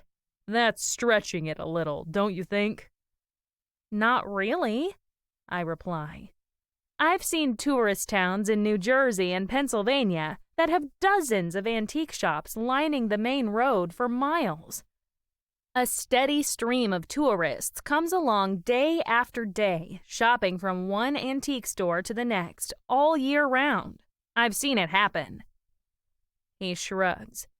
"I'll believe it when I see it." "Can't a person do something nice for someone else without raising suspicion?" I ask. "What's the world coming to?"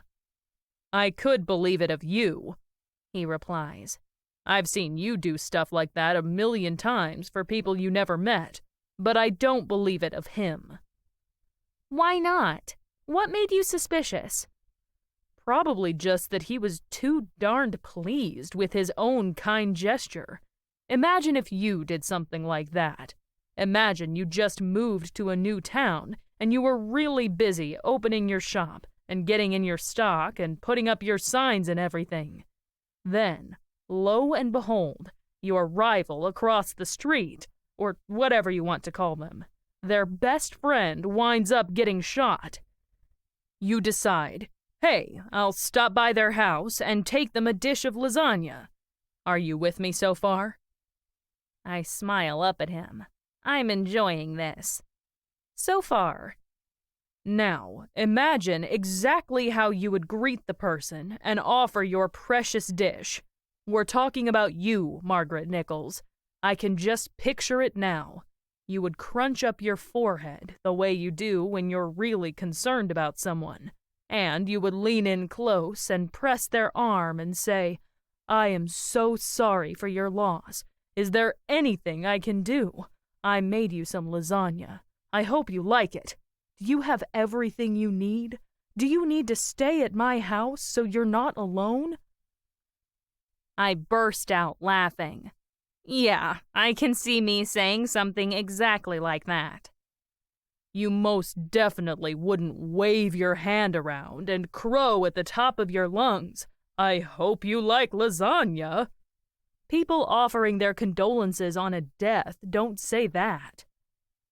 You're right. That did seem odd. I thought the same thing at the time, but maybe he's just socially graceless. Maybe he doesn't know how to behave in situations like this. Maybe. Come on, we have a t-shirt shop to visit. He saunters down the steps to the car, and we drive off toward the beach. Chapter 6. On the trip out to the beach, I decide to question David about the other suspects. So, do you know anything about this Carol Sneed? I drag out the name as long as humanly possible and give it an extra sneering tone. Then I explode with laughter at my own joke. David cracks a crooked grin at me between looking at the road. Yeah, I know her and her husband. They're your quintessential New England little old man and little old lady. They spend most of their days raking leaves in their yard and moving from one cup of tea to the next in their colonial house. That's what I remember about them too, I reply, the few times I've met them. I don't really consider them suspects, he tells me. But if they had a falling out with Simone, then I guess we have to look into them. What do you think of Simone's tale of Carol threatening to put her out of business? How should I know? He returns. They had an argument. It's not really the stuff of murder motive, is it? Neither is business rivalry, but at this point we don't really have anything else to go on. Precisely. He turns onto the coast road and motors past the Overlook Hotel, perched high above the crashing waves. I get lost in memories of my visits to the place. I drift into a tangled web of impressions and thoughts until David snaps me out of my reverie. We're here. I wake up to the fact that we're parked in front of a strip mall several miles north of West End. A McDonald's, a gas station, and a cheap souvenirs shop complete the collection. T-shirt Hub sits on the far end of the strip.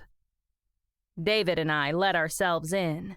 We wander through racks of T-shirts with every conceivable design until we find the counter at the back. A tall, thin man with sparse, graying hair works over a screen printing contraption shaped like a wheel. The central hub turns around 6 screen stations. Maybe that's where he got the name for this business. His eyes fly open when David flashes his badge. I'm Detective Graham of the Peterborough Police Department. We spoke on the phone. Yes, Morton blurts out. Yes, we did. We're here to talk to you about Christopher Partridge's death. He was shot in Simone's shop last night. I didn't kill him, Morton exclaims. I never had any problems with Christopher. I told you that. He was a nice guy, and Simone loved him. You didn't have a problem with Christopher, David counters. But you certainly had a problem with Simone. You've been harassing her for 2 years. You should know that's an offense under the law that could get you jailed. Didn't she tell you not to call her anymore? Morton goes pale. Yes, sir, she did. Then why are you still calling her? Morton can't hide his true colors for long. He scowls at David and then at me. Did she lodge a complaint about me? Is that what this is all about? David stiffens. He barely changes his manner at all. If I didn't know him so well, I wouldn't even notice the change. I do know him well, though. I know him well enough to recognize when someone makes the mistake of getting on the wrong side of him. I told you, he booms. I'm here to talk about Christopher's murder. Simone is a very nice lady. She's too nice to make a complaint about you, although I wish she had, because you are way out of line, mister. Don't let me find out you called her again for any reason whatever, not even to offer your condolences on Christopher's death. Do you understand? Morton drops his eyes to the floor. Yes, sir. Have you offered her your condolences on Christopher's death? David demands. No, sir, I haven't. You see what I mean? David goes on. You knew he was killed because I told you on the phone last night. And you don't even have the decency to offer your condolences when you knew, probably better than anyone, what Christopher meant to her. You're a selfish piece of filth, Malcolm. That's what you are. You're not fit to call yourself a man. You'll hammer her day in and day out for 2 years to come and visit you and tell her she's incapable of loving anyone because she didn't bow to your beck and call, and you won't even call to offer your sympathy on losing her best friend.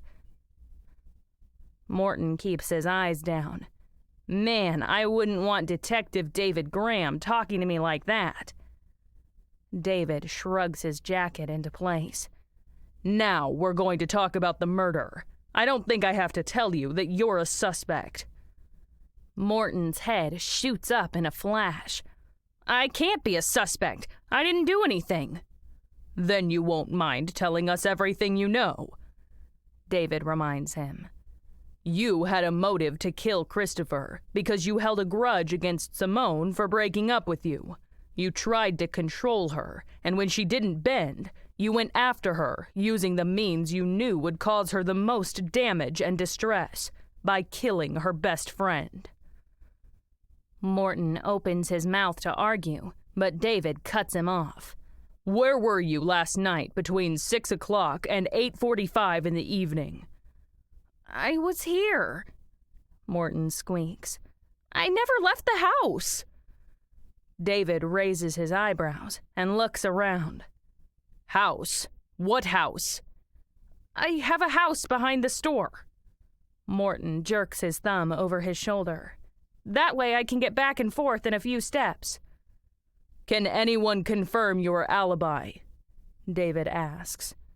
Morton gulps. Alibi? Yes, Morton, David chides. Your alibi for Christopher's murder. I told you that you're a suspect. That means you won't be able to leave the area without notifying the police. At this point, you're our prime suspect. You're the one person we know of who had the most reason to want to hurt Simone. I would never hurt Simone, Morton gasps. David purses his lips. You already did hurt her by making the last 2 years of her life miserable and by threatening her with your interference if she got involved with anyone else. She was lucky to have friends like Christopher to help her through it. You're lucky she didn't start dating me, or I would put the fear of God into you. Now answer my question. Can anyone corroborate your claim that you were here all night? Morton pulls his head down between his shoulders. No, I was alone. I cringe away from David during this questioning. I really start to feel sorry for Morton. So this is what whining, conniving little toads like him get to look forward to when they come face to face with a real man who respects women. I don't envy Morton one bit. David nods. That puts you square in the limelight. You have no way to confirm your story, so unless we turn up some more compelling evidence that someone else did it, we'll be taking a closer look at you. Just remember I'll be keeping an eye on you from now on, Malcolm. I would advise you to mind your P's and Q's. He pivots toward the door, but Morton rushes around the counter to intercept him. I didn't kill Christopher. You have to believe me. I love Simone. I really do. I would never do anything like that to hurt her. David draws himself up to his full height. If that is true, then you should want to see her happy with someone more compatible with her. Stop calling her. Stop trying to pressure her to come and visit you. Just drop it and move on. Morton sinks in on himself. He dwindles to a pathetic shadow of himself, but maybe that's just part of his pity act. David spins on his heel and marches out of the store without a backward glance. I scuttle after him and find him already opening the passenger door to let me in. He slams it extra hard and starts the motor. He's halfway down the highway before I work up the courage to say anything. Do you really think Morton killed Christopher? I don't know, he growls. Guys like that infuriate me. They sink their hooks into women, but when it comes to standing up for themselves against another man, their spines turn to water. Guys like that should be rounded up and held behind razor wire so they don't infect the rest of the population with their poison. I cast a hesitant glance at his profile. I've never seen him like this before. Do you really consider him a suspect, or did you just say that to intimidate him? He's really a suspect. Simone might not think he's capable of violence, but the fact remains that he has a motive and no alibi. We'll see what the other suspects have to say for themselves, but he's not in the clear, no matter what Simone says. She said he never came to town to see her. Don't you think it would be unusual for him to go to her store late at night to kill Christopher? There's a first time for everything, he points out. Besides, if he made up his mind to kill Christopher, a trip to town wouldn't stand in his way. He couldn't have known Christopher would be at the store, I remind him. It was spontaneous. We have no way of knowing what Morton did that evening, David argues. He could have staked out Simone's house, and when Christopher left for the store, Morton followed him and caught him there alone. I don't see him doing it, I tell him. Simone said he wasn't violent. He has no motive to hurt Christopher, since he didn't see Christopher as a threat to his reestablishing a relationship with Simone. He had no hope of reestablishing a relationship with Simone, he counters. That's exactly my point. He had no more or less hope now to attack Simone than he did in the last 2 years. There was no precipitating incident that could trigger him to act violently when it wasn't in his nature to do so. There's no reason now that he would go out of his way, drive to West End and stake out Christopher, and then shoot him to death than there was in the last 2 years. No reason that we know of, David argues. I hear what you're saying, but we don't have all the facts yet. Until we do, he's a suspect. He's our only suspect so far. He's the only person we've interviewed so far, I return. He suppresses a grin. It's nice to see you on form. Come on, let's get back to town and interview that Brett character and see if we can scare up Javier. Don't forget Carol Sneed, I tease. I'm leaving Carol and her husband to you. Me? I exclaim. Why me? You're their neighbor. They'll be more likely to confide in you about their beef with Simone. They're decrepit old people, I point out. They couldn't hurt a fly if they wanted to. I admit it's a long shot, but we have to take their threat seriously. Carol said she was going to put Simone out of business. Then Simone's best friend winds up shot in her own store. It's a plausible chain of events. All right, I'll talk to them. He drives back to West End and parks in front of Simone's shop. Police cordon tape blocks it off. The building looks desolate and haunted from beyond the tape. Simone's store wasn't always the most inviting establishment in town, but now it looks positively forbidding. David opens my door for me. He shuts it and turns toward the new antique and collectibles shop across the street when Stacy appears from the Happy-Go-Lucky Cafe. Her eyes pop when she sees us. She rushes over to us and whispers under her breath, "Is it true that Christopher Partridge got shot last night? Is he dead?" "Yes, it's true. And yes, he's dead," I tell her. "It's no secret. I'm sure the news will be all over town in no time." "Who could do such a despicable thing?" she gasps. "I just don't know what the world is coming to. He was the nicest man I've met in years. Anyone would be lucky to have him as a friend. I'm sure Simone is devastated." "Yes, she is," I reply. "And we don't think the killer was after Christopher at all. He had no enemies. We think the killer wanted to hurt Simone by taking him away from her. Stacy leans in close and lays her hand on my arm. Do you mean someone like Carol Sneed? My head whips around. You know about that? Everybody knows about that. At least everyone in my cafe knows about it. You ask any of the staff. Carol and her husband Ronald came in bad-mouthing Simone to everyone. They never tried to hide it. They told everyone they planned to sue her and put her out of business. You never heard such vitriol in your life. Wow, I breathe. I had no idea it was that bad. When was this? I'd say it was about a month ago. I cast a significant glance over my shoulder at David, and he nods. Thank you, Stacy. Let me know if you hear or think of anything else, okay? You bet. She hustles back to her own business. What do you think of that? I ask David after she leaves. It sounds like Carol and Ronald had more of a bone to pick with Simone than we originally realized. If they felt that strongly that Simone was a bad apple, they may have decided to take matters into their own hands. I don't think so, he counters.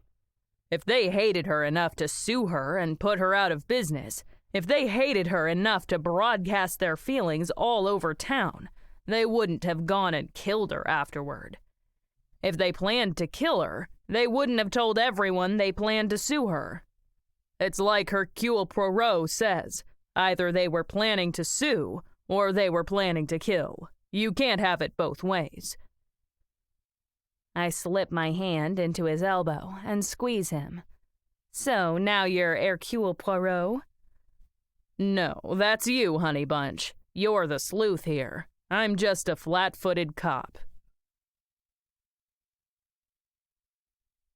Chapter 7. David and I walk across the street to the new antique and collectibles store. It still isn't open, but when David tries the front door, he finds it unlocked. We let ourselves in. No one would ever recognize it as the same establishment as the toy store where we originally came to investigate Mr. Stewart's death. None of the dusty shelves remain on the walls. Their absence makes the shop look bigger, brighter, more inviting. Glass cases display collectible knickknacks and rare objects, all meticulously labeled and mounted. I don't see the counter that once sat in the far back behind acres of toys. Now, a small antique desk occupies pride of place next to the door with no register in sight. An elegant glass-shaded lamp radiates warmth and beauty over the varnished mahogany surface without a scrap of paper on it. The man who dropped off the lasagna rises from his chair to greet us. Welcome! You're my first customers, although I don't officially open until next Monday. That's all right. David shakes his hand. We're not really customers. I'm Detective David Graham of the Peterborough Police Department. And this is Margret Nichols, who is a private consultant to the investigation into Christopher Partridge's murder. We're interviewing all the potential suspects, and, as you can well imagine, your name is on that list. A fleeting shadow crosses Brett's face before it clears to his usual cheery expression. Actually, I can't imagine. Why would my name be on the list? I didn't even know the man. Because you're in competition with Simone Peretti, David replies. You set up a rival antique shop across the street from her store. You must have seen in the last few weeks how much business she gets. Maybe you started to freak out that you wouldn't be able to compete. Brett's cheeks flush. I did not freak out, and I definitely didn't kill that man. As you can see, I offer a different class of merchandise than she does. I don't see myself in competition with her at all. Besides, if I considered her competition, why would I take lasagna to her house? Maybe you just wanted to be neighborly, I suggest. It wouldn't be exactly neighborly to kill someone in her shop, would it? Christopher Partridge was her best friend, David tells him. You wouldn't know that since you just moved to town, but I can't think of any way more suited to inflict maximum damage, not only on her business, but on her as a person, than to kill him. If I didn't know he was her best friend, then I would have no way of knowing that, would I? Brett replies. David shoots a sidelong glance my way, and I see my own thoughts written on his face. Brett is right. We're running around in circles here. David shrugs and looks around the store. All right, Brett, I see your point. Just tell me where you were last night between 6 and 8:45 in the evening. I was in a meeting with my buyer, he replies. We were at my house having a business dinner. He showed up at 5:30 and left at 9. I can give you his number to prove it. Okay. David turns away. That's all the questions I have for you right now. Just make yourself available to the police for the duration of the investigation, all right? Of course. Brett takes a square of yellow paper out of his drawer and scribbles something on it. He hands it across to David. I'll cooperate with the investigation in any way I possibly can. It was a terrible crime, and I hope you catch whoever did it. West End is too nice a place for stuff like that. David slips the note in his pocket and mutters to me, Come on, let's go. At that moment, another man enters the store from the back. He walks up to Brett. Where do you want me to put those crates of Waterford crystal? Hey! I point at him.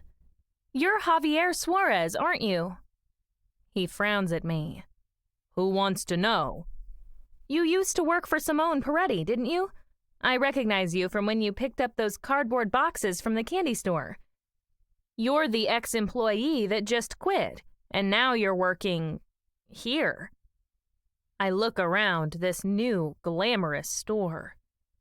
What if I am? He growls. Why did you quit? David asks.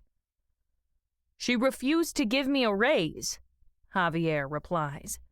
I was working on her for months to pay me more. She started me on minimum wage with the promise that I could work up to $20 an hour, but she kept making excuses not to increase it.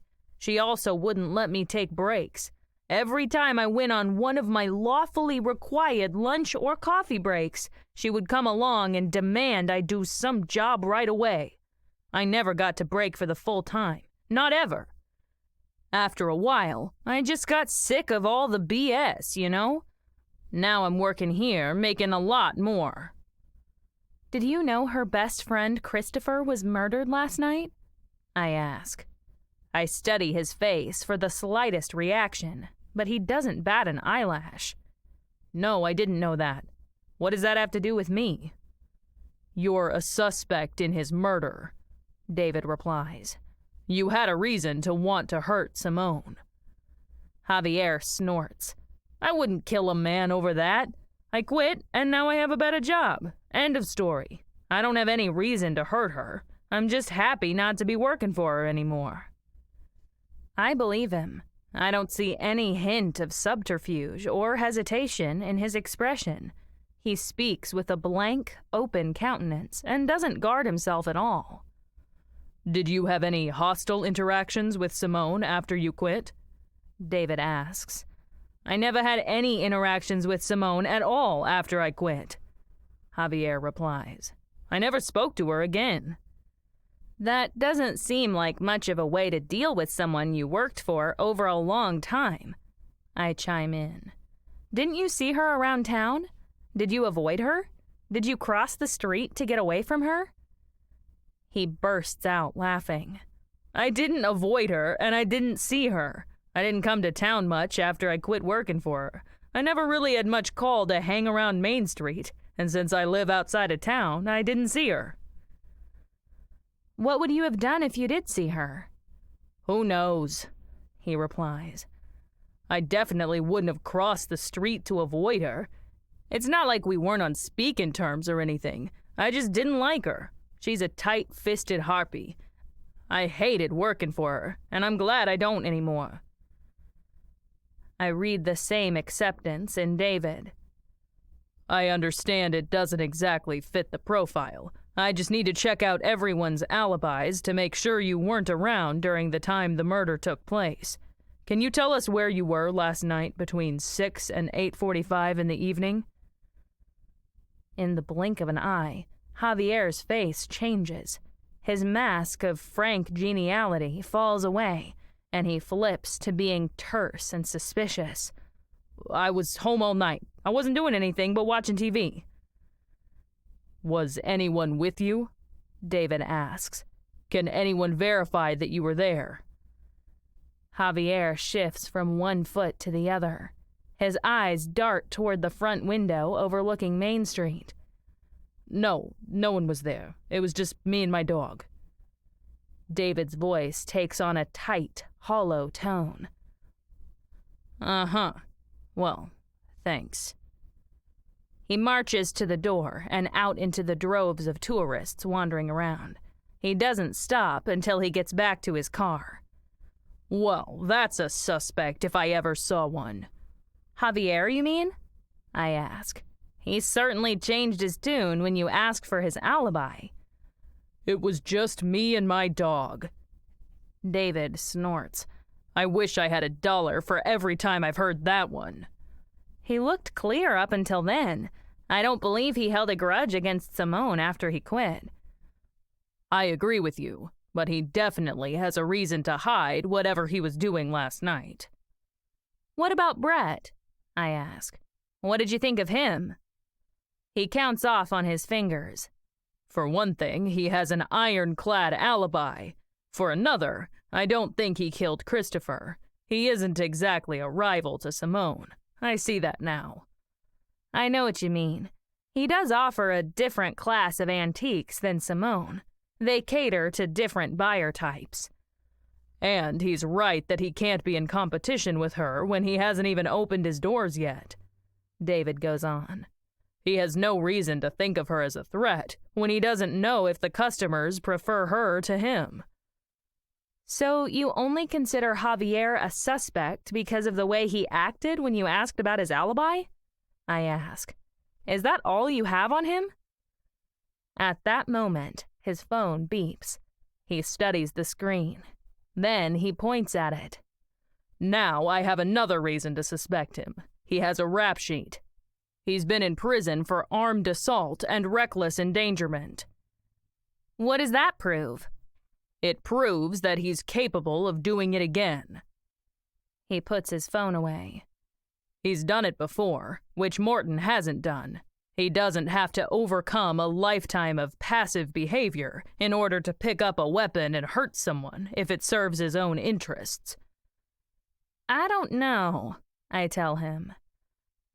I still find it hard to believe he could kill someone just to pay Simone back for being a bad boss. You don't believe anyone could do it. He fires back. You don't have a single suspect. You're right, I don't. Not yet, anyway. Well, call me when you do. He wheels toward his car. I have to get back to the station. I'll see you later. He hops in his car and rumbles out of town. I wend my weary way toward the candy store, but I can't help considering his point. I have no suspects. I can't imagine any of these people actually pulling out a gun and shooting Christopher Partridge in cold blood over their petty complaints against Simone.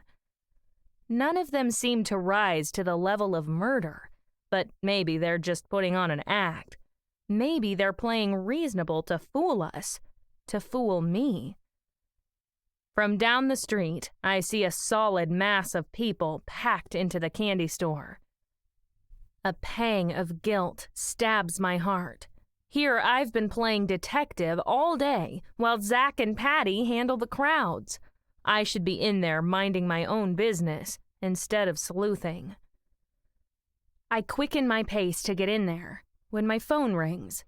My heart sinks when I see the name on the screen. It's my mother. I hold it to my ear and try to sound happy to hear from her. Hello, Mom. Did you plan the menu for your New Year's Eve dinner yet? Because I just found a really nice recipe for lemon cake in a magazine. I could cut it out and send it to you.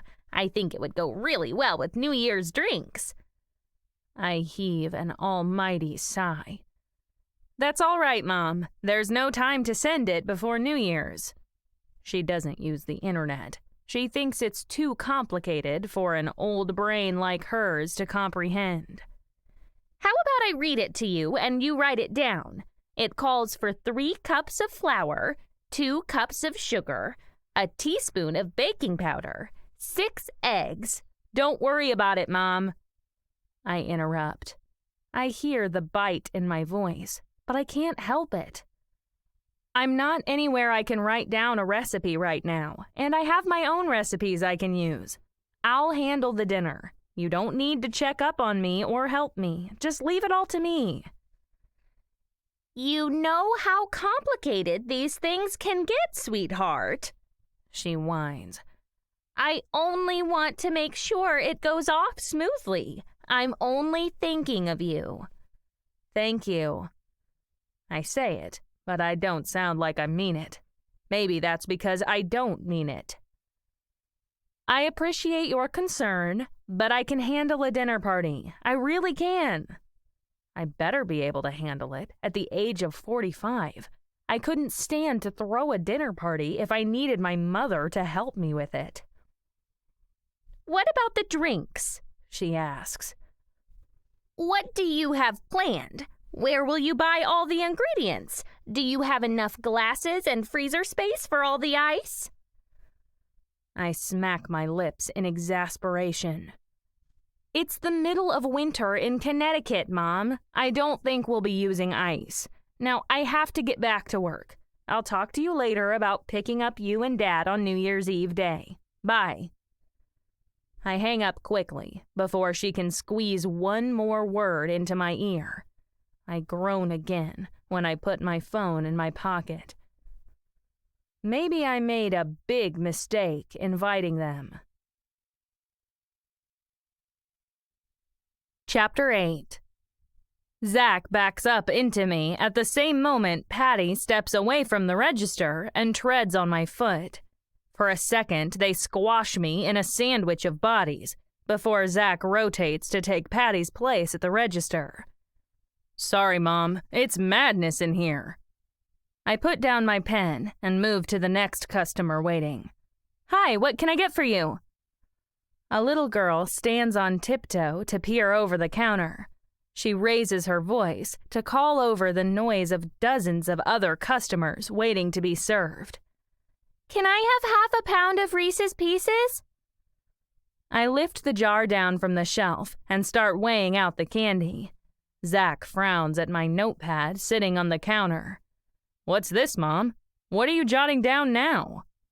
Those are my drinks and menu ideas for the New Year's Eve dinner. Your grandmother called me a little while ago and wanted to help.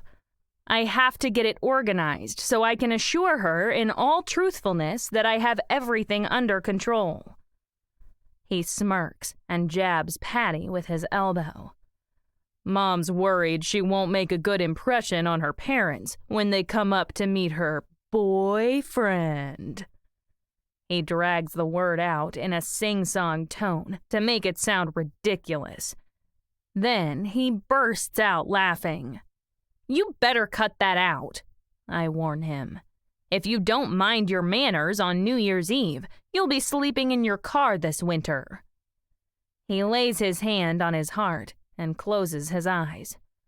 You know I would never embarrass you in front of Grandma and Grandpa, and I'm sure they will be as smitten over Detective Graham as you are. I mean, who in their right mind wouldn't want that guy dating their daughter? I glare at him before I turn away to take the little girl's money. Seriously, though, I need you to drive me down to Peterborough to pick up the alcohol. Why don't you ask your boyfriend to drive you? He bites back a grin. If you really want me to do it, I will, but the detective would probably rather do it himself, don't you think? I look away to hide my burning cheeks. He makes me nervous talking about David like that all the time. I swear I wish I'd never gone to visit my parents.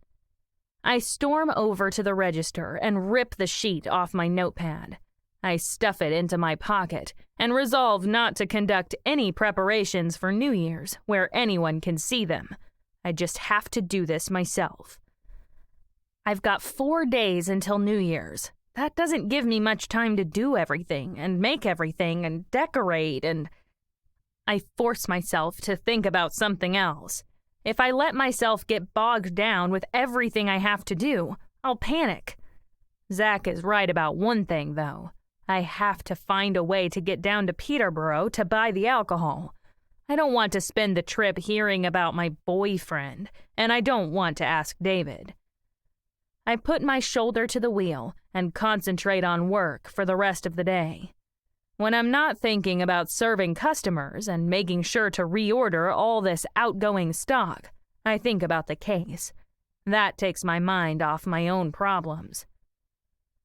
The constant flood of customers dies around 5:30 in the afternoon when they all stop pigging out on candy and head off somewhere to get some real food for dinner.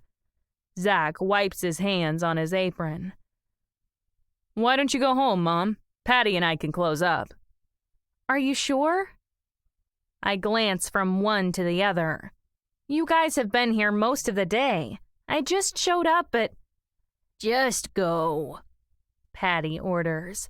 "You have a life to live and a murder case to solve. Just go." Who am I to argue with that? I hang up my apron and slip out the back. I hurry home, but when I get to my neighborhood, I slow down when I see a lone figure sitting on the porch steps. My heart sinks when I recognize Ariel.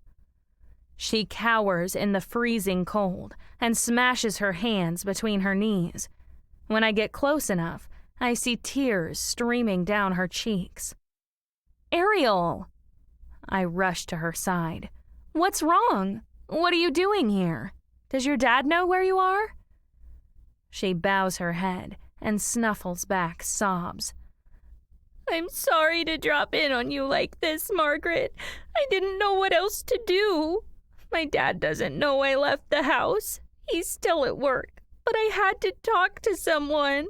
I couldn't let him see me like this." She breaks down crying again. Her shoulders heave and snot drips down her upper lip. I sink onto the steps next to her. "Do you want to come inside where it's warm?" She shakes her head and wipes her nose on her mittens. "I don't know who else to turn to, Margaret. I don't know what to do." "Well, you tell me and we'll work it out together." I squeeze her hand. "Whatever it is, I'm sure it's nothing we can't figure out. There's a solution to every problem." "Not this." She hunches her shoulders in misery. "It's hopeless." "Try me," I tell her. "If I can solve murder cases, I bet I can solve this." She shakes her head again. My heart aches watching her. Whatever it is, it must be really bad. She's been so happy ever since she came to live with David. She casts a hasty glance my way. "If I tell you, you have to promise you won't tell my dad. He would have a fit if he knew." I freeze. I don't know if I can promise that. Sometimes when you have a problem, it can't be solved without telling your parents. "That's just the thing," she wails. "It's my mom. I miss her. I didn't think I would. I thought I would be happy to come and live with my dad full time, but I can't stop thinking about her. I don't know how to tell him. I don't want to hurt his feelings. I have to keep this hidden all the time so he doesn't find out. but I don't know how to keep it hidden anymore. It's killing me. I want to cry all the time, and I have to swallow it down when he's around and make him think I'm really happy to live with him. I'm such an idiot. I thought coming to live with him would solve all my problems. I thought that by correcting the mistake that caused me to get adopted would erase it from history. I thought I would never think about my mom again, but I do. I can't stop thinking about her and missing her and... I wait for her to say it. I wish I still lived with her. I hate myself for even thinking that, but it's true. I wish she'd never tried to kill you, Margaret. I wish she'd never gone to prison. I wish everything was back the way it was before I ever knew he was my dad. I hate my whole life. I wish I was dead. Sweetheart, I breathe. I put my arms around her and hold her to my chest. God, the agony this child must have been living for the last several weeks. She kept her true feelings buried all this time, trying to protect her father and everyone she loves. She sacrificed herself, and now the overwhelming emotional pressure is erupting to the surface. She folds herself against me and cries as though her heart will break. Poor thing. I wish I could make everything right for her. But mostly, I wish I could take her inside and warm her up. It's freezing out here, and I'm sure the cold isn't helping her feel better. When she finally sits up and wipes the tears off her face, I keep my arm around her. She tries to laugh the tears away. I'm an idiot. Don't pay any attention to me. You're not an idiot, I tell her. You have every right to miss your mom. She steals a peek up at me. Really? Yeah, and I know a way to solve this problem. You do? Her eyes widen. How? You let me handle that. Just come inside and let's get you a hot drink. I'm going to text your dad and ask him to take me to the liquor store in Peterborough. By the time we get back, I promise you this problem will be solved. Really? She repeats. What are you going to tell him? You leave that to me. Come on. I raise her to her feet and guide her into the house. I take her coat and scarf and sit her in the living room in front of the heater. I'll go heat up the hot chocolate. Wait here. I go into the kitchen and put the milk on the stove to warm while I get out my phone. I send David a text. Could you please drive me to Peterborough? I need to buy the liquor for my New Year's Eve dinner party. Send. Sure, I'll be there in 20 minutes. That's just perfect. I can just imagine his reaction when he hears about Ariel hiding her true feelings from him all this time. I pour the milk into the cups and stir in the cocoa when the front door opens. I check the hall to find Zach coming home. Hey, sweetie, what are you doing home? Patty and I decided to close up early and take the evening off. We figured the tourists can go one night without rotting their teeth, so we all get a decent night's rest before tomorrow. Good idea, I reply. You're not mad? I'm not mad, and I hope you're not mad when I ask you to hang out with Ariel while Detective Graham drives me to the store in Peterborough. He cocks his head at me. I'm not mad. I'm the one who suggested it. But what's wrong with Ariel? Nothing's wrong with her. Not anything you need to know about just yet. Just hang out with her and keep her occupied while I trail off. Zach arches an eyebrow at me. Then he nods. Oh, I get it. Don't say anything more. He grabs the hot cocoa and heads for the living room. In a second, I hear him and Ariel chatting away like old friends. Chapter 9. When David's car pulls up in front of the house, I go out to meet him. I let myself into the passenger seat and wave him toward the highway. He raises his eyebrows and studies me on the side. What's this all about? Your daughter is in my living room. I found her in tears on my porch when I got home from work. He jolts upright. What's wrong with her? Is she all right? I take a deep breath. I hate to be the one to tell you this, but she misses her mother. She's heartsick over the loss, and she's been putting on an act all this time of being happy and well-adjusted to save your feelings. She wishes everything was back the way it was before she ever found out you were her father. She's been making herself sick, denying her emotions, but she can't go on this way. She's living in dread that you will find out because she's afraid you'll hate her the way she hates herself. She even said she hates her life and she wishes she was dead. He clenches his teeth and shakes his head. He glares out at the road and tightens his fists on the steering wheel. He doesn't say anything for a long time. I let that stew for a while.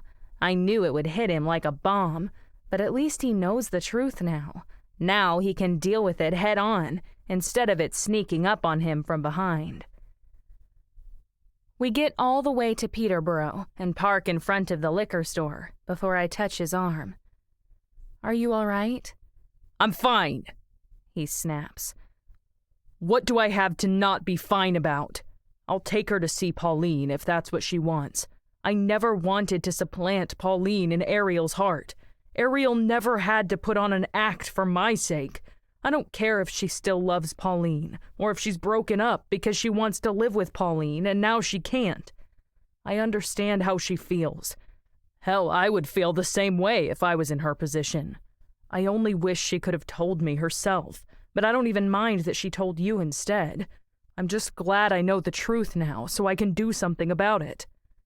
That's what I told her. I think just the dread of you finding out made it 100 times worse. Once she knows you understand and that you're willing to accommodate her, she'll be fine. She also needs to know she can express her grief and distress to you and not have to hide it. I never asked her to hide it.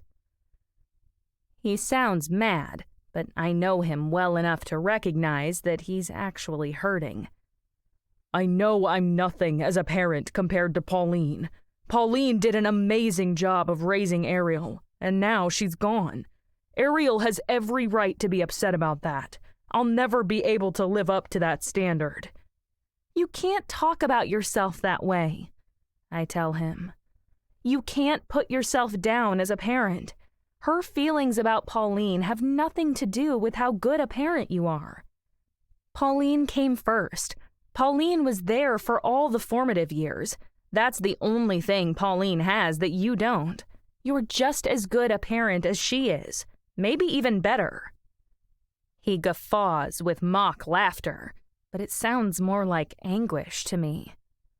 That's a joke. I am not. You are, I insist. You never murdered anyone or tried to frame someone else for it to protect your precious little world from changing. You never kidnapped anyone or got yourself sent to prison for murder. That's a parent's first job, to always, always be there for your child, no matter what. A parent's first job is to keep themselves healthy and safe and in the peak of functioning condition, so you can always be there for your child. Trust me, I speak from experience on this. Pauline didn't do that. She violated the first, most important rule of parenting. When Ariel gets older, the grief and sadness of losing Pauline will fade. It will turn to anger when she realizes that Pauline took Pauline out of her life. No one else did that. Pauline let her selfish needs override her care for Ariel. She abandoned Ariel to get rid of me. That is what robbed Ariel of her mother.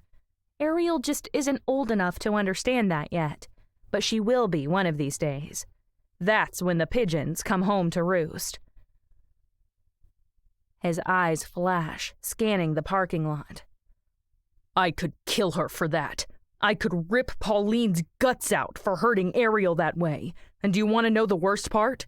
I hate her for doing this to me, too. She hurt me when she hurt Ariel. I want to punish her for that. It's all right. I squeeze his hand. I understand, and what you're going through is totally natural and right. You want to protect your child from pain, and you want the person who did this to pay. I don't want Ariel to see her, but I suppose I have to make it happen. He snarls through his gritted teeth. Pauline doesn't deserve to see Ariel. She should never see Ariel again as long as she lives. That would be too good for the likes of her. Ariel agrees with you. That's why she told you she doesn't want to see Pauline again. But that's not the best thing for her. The best thing for her is to see Pauline. Maybe she'll be able to express her anger toward her mother. That would be the best thing. It would also help Ariel adjust to the situation better. I know, he grumbles. I know all that, but it doesn't change how I feel. I know. His head whips around. He still looks mad, but under the surface, I see the pain and heartache this whole situation has caused him. Of everyone in this mess, he's the one who suffered the worst. He lost his child, and he can never get those years back. Thanks, he barks. Thanks for telling me. I'm glad she has you to confide in. Something in that face gives me pause. I pull my hand back. Somehow, touching doesn't seem right at this moment. I never meant to interfere with your parenting. I hope you understand that. I don't think of myself as a better parent to Ariel than you are. I don't consider myself a parent to her at all. I see myself as an older friend, that's all. Dang, I don't seem to be very coherent right now. I only meant... He turns away. He keeps casting hateful glares around the parking lot. I know what you meant, and I meant what I just said. I'm glad she has you to confide in when she can't confide in me. He heaves a broken sigh. I don't know what to say, so I just wait for him to get the words out. When he speaks again, his voice cracks with buried emotion.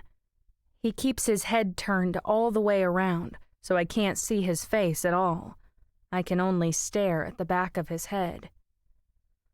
I'm gonna need your help with her, he croaks. I realize that now. I'm gonna keep needing your help with her for a long time. I thought I could give her everything she needed, but what she really needs is an older woman she can count on. She needs someone to talk to when she can't talk to me. I'm glad she has that. I would never dream of trying to take the place of Ariel's mother, either Pauline or your wife. I don't know where this is coming from, but I have to say it. I won't get another chance like this to make him understand. She's lost 2 mothers already, and she wouldn't trust me to try to be a third. I'm not asking you to be her mother, he replies. I just want you to keep being there, the way you have been, for her and for me. That's all. I nod. I want to touch him again, but something holds me back. I can do that. To my surprise, he puts out his hand and takes hold of mine. He crushes my fingers in his powerful grip. You've always been there. You've always been the one person who supported me no matter what. I know I can count on you. Now I know Ariel can count on you too. I'm not asking you to take her mother's place. It wouldn't work anyway, and that's not where you and I are at with our relationship. I'm just asking you to keep on doing what you've been doing, and to keep being what you've always been to both of us. We both need you right now. I press his big hands in both of mine, and tears well up in my eyes. I can definitely do that. You know it's my pleasure to be there for both of you. His lips quiver. He mouths the word, thanks, but no sound comes out. I give his hands one more squeeze and jerk my chin toward the store. I'll go get my stuff, and then we can head back. I get out without waiting for him to open the door for me. I hurry inside and race around, buying the booze for the party. I don't even care at this point if I get everything on my list. If it turns out I absolutely can't survive without something, I'll send Zach to the store to get it. The party will happen one way or the other, with or without one more bottle of tequila. I get back in the car to find him more composed. He starts the motor, but neither of us says anything until we get back to my house. He parks by the curb and eyes the porch. "Why don't you wait here?" I offer. "I'll go inside and talk to her. When she's ready, I'll send her out, and you can take her home." He nods down at his lap. "That's what I was going to suggest." I get out and lug my bottles inside while he waits in the car. I put the bag in the kitchen and hunt up Zach and Ariel. I find them playing Risk in the living room. Ariel's eyes widen when she sees me. "Well, is it?" I sit down next to her on the couch. I talk to him. He understands, and he's willing to take you to see your mom. She looks down at the floor. "I don't know if I want to see her." We both think it would be for the best, even if you have to express that you're mad at her for what she did. It would help you to get your feelings out in the open, and your dad understands all about it, too. He's mad at your mom for what she did to abandon you like this. You don't have to hide your feelings from him anymore. You don't have to make him think you're happy when you're not. He understands. He wants to know how you're really feeling. He doesn't want you to fake it to protect him. Her lip quivers, and tears spring to her eyes. I put my arm around her. "He's waiting for you out in the car. You two need to talk about this, but I can promise you that he understands. You don't have to be afraid of him finding out." She tries to say thank you, but her mouth twists all the wrong ways. 2 tears streak down her cheeks, and in a minute, she's crying again. I hug her to my heart. My precious girl. She's a pawn in a cruel trick of fate. No wonder she feels torn between one loyalty and another. I wish I could give her the home she would have had if none of this ever happened. But no one can give her that. Not ever. Not even David can give it to her. When she pulls herself together, I take her hand and steer her to the door. I guide her down the steps to the car, open the door, and put her in the front seat where I just sat. I shut it and stand back while David drives away. His features still wrench in different directions, holding back his emotions. He still looks furious. I only hope Ariel realizes he's not upset with her. I hope he can express to her how much he cares and how much he wants to make her life work. When the car disappears around the corner, I turn back to the house to find Zach standing on the steps waiting for me. He comes to my side. "Are you okay, Mom?" I put my arms around him, and all of a sudden, I can't hold back my own feelings. I bury my face in his chest and burst into tears. "I love you, son. I love you so much." He hugs me back. He doesn't say anything. He's good like that. He understands. Chapter 10. I pause on the front porch to let the sparkling sunshine warm my cheeks. I inhale the icy air. Ah, it's a beautiful morning. They say the busy season lasts all of January and most of February, Zach remarks. We won't have time to enjoy the weather for a long time. He steps off the porch, but I linger. I gaze down the street, not toward town, but the other way. He glances back at me. Mom, is anything wrong? You go on ahead, sweetheart, I tell him. There's something I need to do. What is it now? He demands. Don't tell me you're taking the day off again. I won't take the day off. I just need to talk to someone before work. It won't take long. I'll meet you at the store in a few minutes. You can open up on your own, and Patty will be there. I turn the opposite way along the sidewalk and don't look back. I get to the corner and make for a simple gray house, catty-corner to the intersection. I don't check that Zach went on ahead. I stride up to the door and give it a loud knock. The sound echoes through the house, but no one answers. I fidget and look over my shoulder. I really shouldn't be doing this. I should be doing my part to run the candy store, not chasing wild geese in the nether regions of West End. I wait a lot longer than I should, but still no one comes. As a last resort, I knock one more time. This time, a distant voice drifts out of the farthest reaches of the house. I'm coming. Don't be in such an all-fired hurry all the time. The voice sounds rusty and unused, but now I have no choice but to wait for the person to come. 1 minute follows another. Could it be an hour before the distant person makes their painstaking journey to the door? At long last, it creaks back like something out of a bad movie. A crooked little man peers at me from under a shock of snow-white hair. Well? He barks. What's so darned important that you have to get me up at this hour of the morning? I gulp to get my voice working.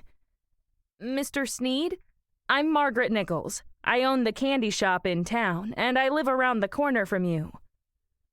Eh? He scrutinizes me with flashing eyes.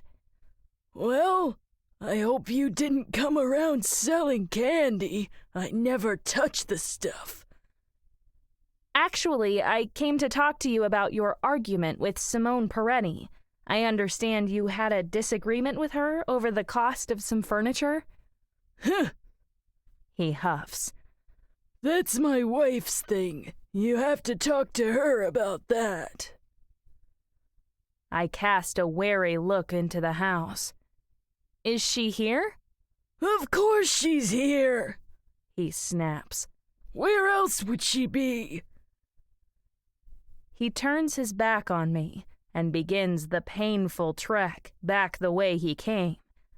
I stand where I am while he lifts each foot, one excruciating step after another.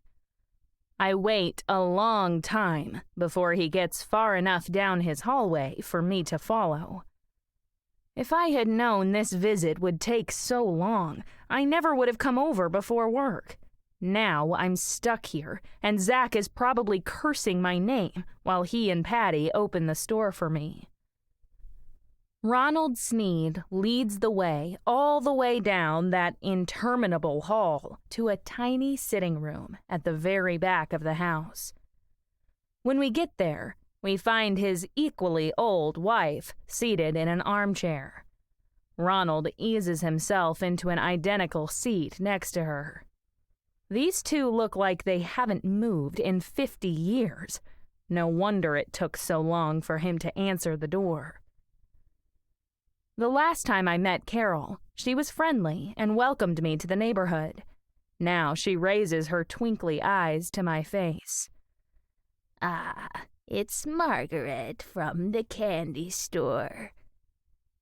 Ronald looks straight ahead and shows no further sign of being aware of my presence. It's nice to see you again, Mrs. Sneed, I tell Carol.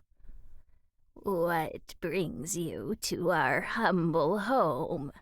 she asks in a crackly voice. "I actually came to ask you about your argument with Simone Peretti. Apparently, quite a few people around town heard you say you were going to sue her and put her out of business." "Of course I plan to sue her and put her out of business." Carol straightens up as best as she can, but not even the fire in her statements can make her look any less cherubic or sparkly. "She's rotten to the core. She shouldn't be allowed to conduct business in this town." "Did you hear that her best friend, Christopher Partridge, was murdered in her store night before last?" I ask. "He was shot." "No, I didn't hear that." She turns to her husband. "Did you hear that, Ronald? Did you hear that someone got killed in town the other night?" I didn't hear a thing. He doesn't even look at us. This is the first I've heard of it.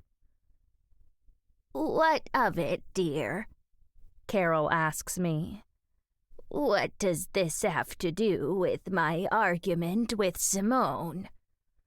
"Well..." I cringe even thinking these two could kill someone. For a start, neither of them could move fast enough to shoot anybody. "It's like this. We believe whoever killed Christopher did it to get back at Simone. We have to consider anyone who might have had a reason to hurt her. I'm not saying that was you. I'm just telling you where the investigation is going. Can you tell me where you were night before last, between 6 and 8:45 in the evening?" I know the answer before she even says it. "We were both right here all night. We were together the whole time." Of course they were. Not even a cataclysmic event could budge them from their chairs. And there's no way they could track Christopher from Simone's house to the store fast enough to ambush him there with a loaded gun. The whole scenario is too preposterous to consider. "Just one more question," I say. "Did you or Ronald ever take legal action against Simone? Did you consult a lawyer about suing her?" "Well, not yet." Carol hedges. "It only happened a month ago, and the amount was less than $100. Legal fees would cost a lot more than that, so we were still considering it." "Are you still considering it now?" I ask. Carol glances at Ronald. I can see the prospect crumbling before my eyes. "We're considering it, but we haven't made up our minds exactly what course of action to take." "Okay." I slap my thighs and stand up. "Thank you for your time. I better be getting to my store. Have a pleasant day." I get the heck out of there as fast as my legs will carry me and burn rubber back to town. Carol and Ronald Sneed will be considering what course of action to take until Kingdom Come, but they'll never do anything. They'll just talk smack about Simone to anyone who will listen, and the whole thing will disappear into the ether. Neither of those two is capable of killing anyone. I could stretch my imagination to believe any of the other suspects could, but not them. No freaking way. I get to the store just as Zach unlocks the front door. A gang of customers already waits on the sidewalk, chomping at the bit to get inside. In seconds, Zach, Patty, and I have our hands full serving everyone. About 10 o'clock in the morning, David Graham plows his way through the masses and leans his elbows on the display case. How about you come on a stakeout with me this evening? I'd love to, but I have to work. We close at 8, and I don't feel right leaving Zach and Patty hanging out to dry. You can go. Zach chimes in over my shoulder. You can pick her up at 5, Detective. I spin around fast. What? No, I'm not leaving you guys alone again. Patty and I made an executive decision yesterday, he tells me. We're closing at 5 from now on until the busy season ends. The tourist traffic always dies at 5 anyway, and we're so busy we can all use the extra hours off. You can go on your stakeout. I blink at him in wonder. So now you're making executive decisions? You're the one who keeps insisting that I become an equal partner in this business. We never make any sales after 5, and the way things are going, it's the only way we're ever going to get any time off. I turn back to David and make a face. He's making executive decisions now. So I hear. I'll pick you up at 5. He leaves. I don't get a chance to say anything to Zach about his decision-making until David returns at closing time. That's your ride, Mom, Zach calls on his way to the storeroom. Have fun staking out whoever you're staking out. He's gone before I can think of a cutting reply. David sticks his head through the door. Are you ready to go? I take off my apron and join him outside. Who are we staking out? Javier, he tells me. That guy was definitely hiding something. I want to see what he's up to that stops him coming into town. He holds the door while I get into his car. We drive through town and onto the highway. I can't get my brain to comprehend that I'm outdoors during daylight hours. My mind keeps wandering back to the store. David interrupts my thoughts. Did you get a chance to interview Carol Sneed?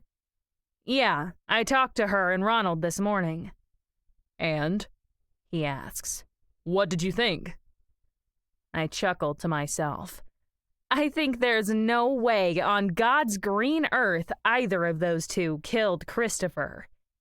Even if they weren't together all evening, I would be extremely surprised if either of them so much as left the house after dark, much less cornered an able-bodied man in a deserted store at night. I don't think either Carol or her husband has ever laid eyes on a firearm, much less touched one. David snorts with laughter. I agree with you. It took Ronald about an hour and a half to get from his living room to the front door to see who it was. I go on. When I pressed them about their argument with Simone, Carol said the amount was less than $100, and they hadn't consulted a legal professional about their case. They're still considering it, which I take to mean they aren't considering it, if you know what I mean. They're just talking about it. He nods. That makes sense. They're old and frail. Talking about it is all they can do. If they don't have the wherewithal to consult a lawyer about it, they certainly don't have the gumption to shoot anyone over it. They certainly didn't take a gun to Simone's place of business after sundown the other night. David parks his car in a remote, wooded corner of the West End area. I've never been here before, and I don't recognize any of the landmarks. He points to an isolated house tucked into the trees. It sits well back from the road, where we can't be seen from the front windows. That's Javier's house. He's lived there since he moved to West End a year ago. What brought him to this part of the world? He moved here after he got out of prison. His parole officer advised him to move away from his old contacts in the city. He thought a clean break would give Javier a chance to reinvent himself. I guess we'll find out if that's true. I settle into the seat and rub my hands together. This is my first real stakeout. It's so exciting. You're going to find out it's really boring. You just sit around, and usually nothing happens. I cringe lower behind the windshield. Here he comes now. He's just getting off work.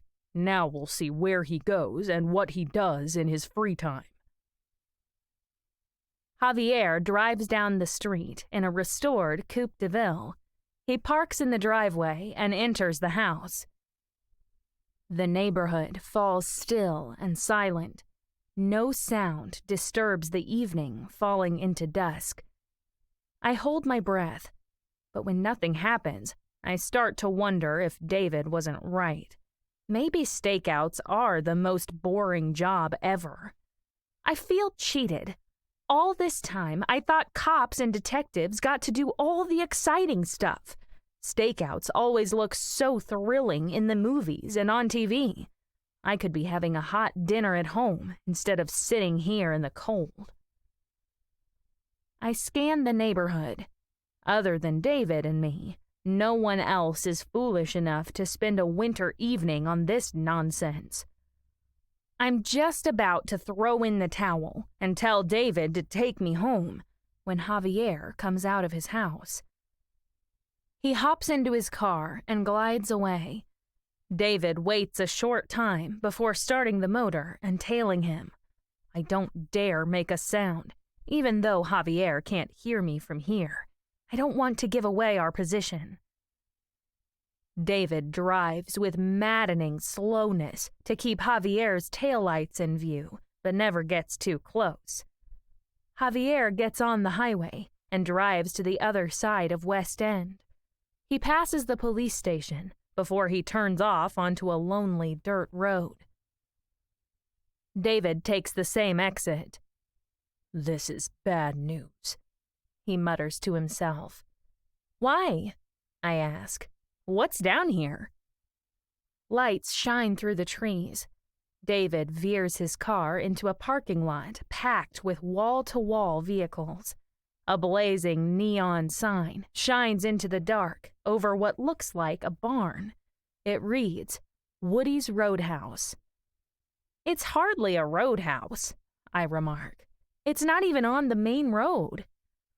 This place is notorious, David mutters. Notorious for what?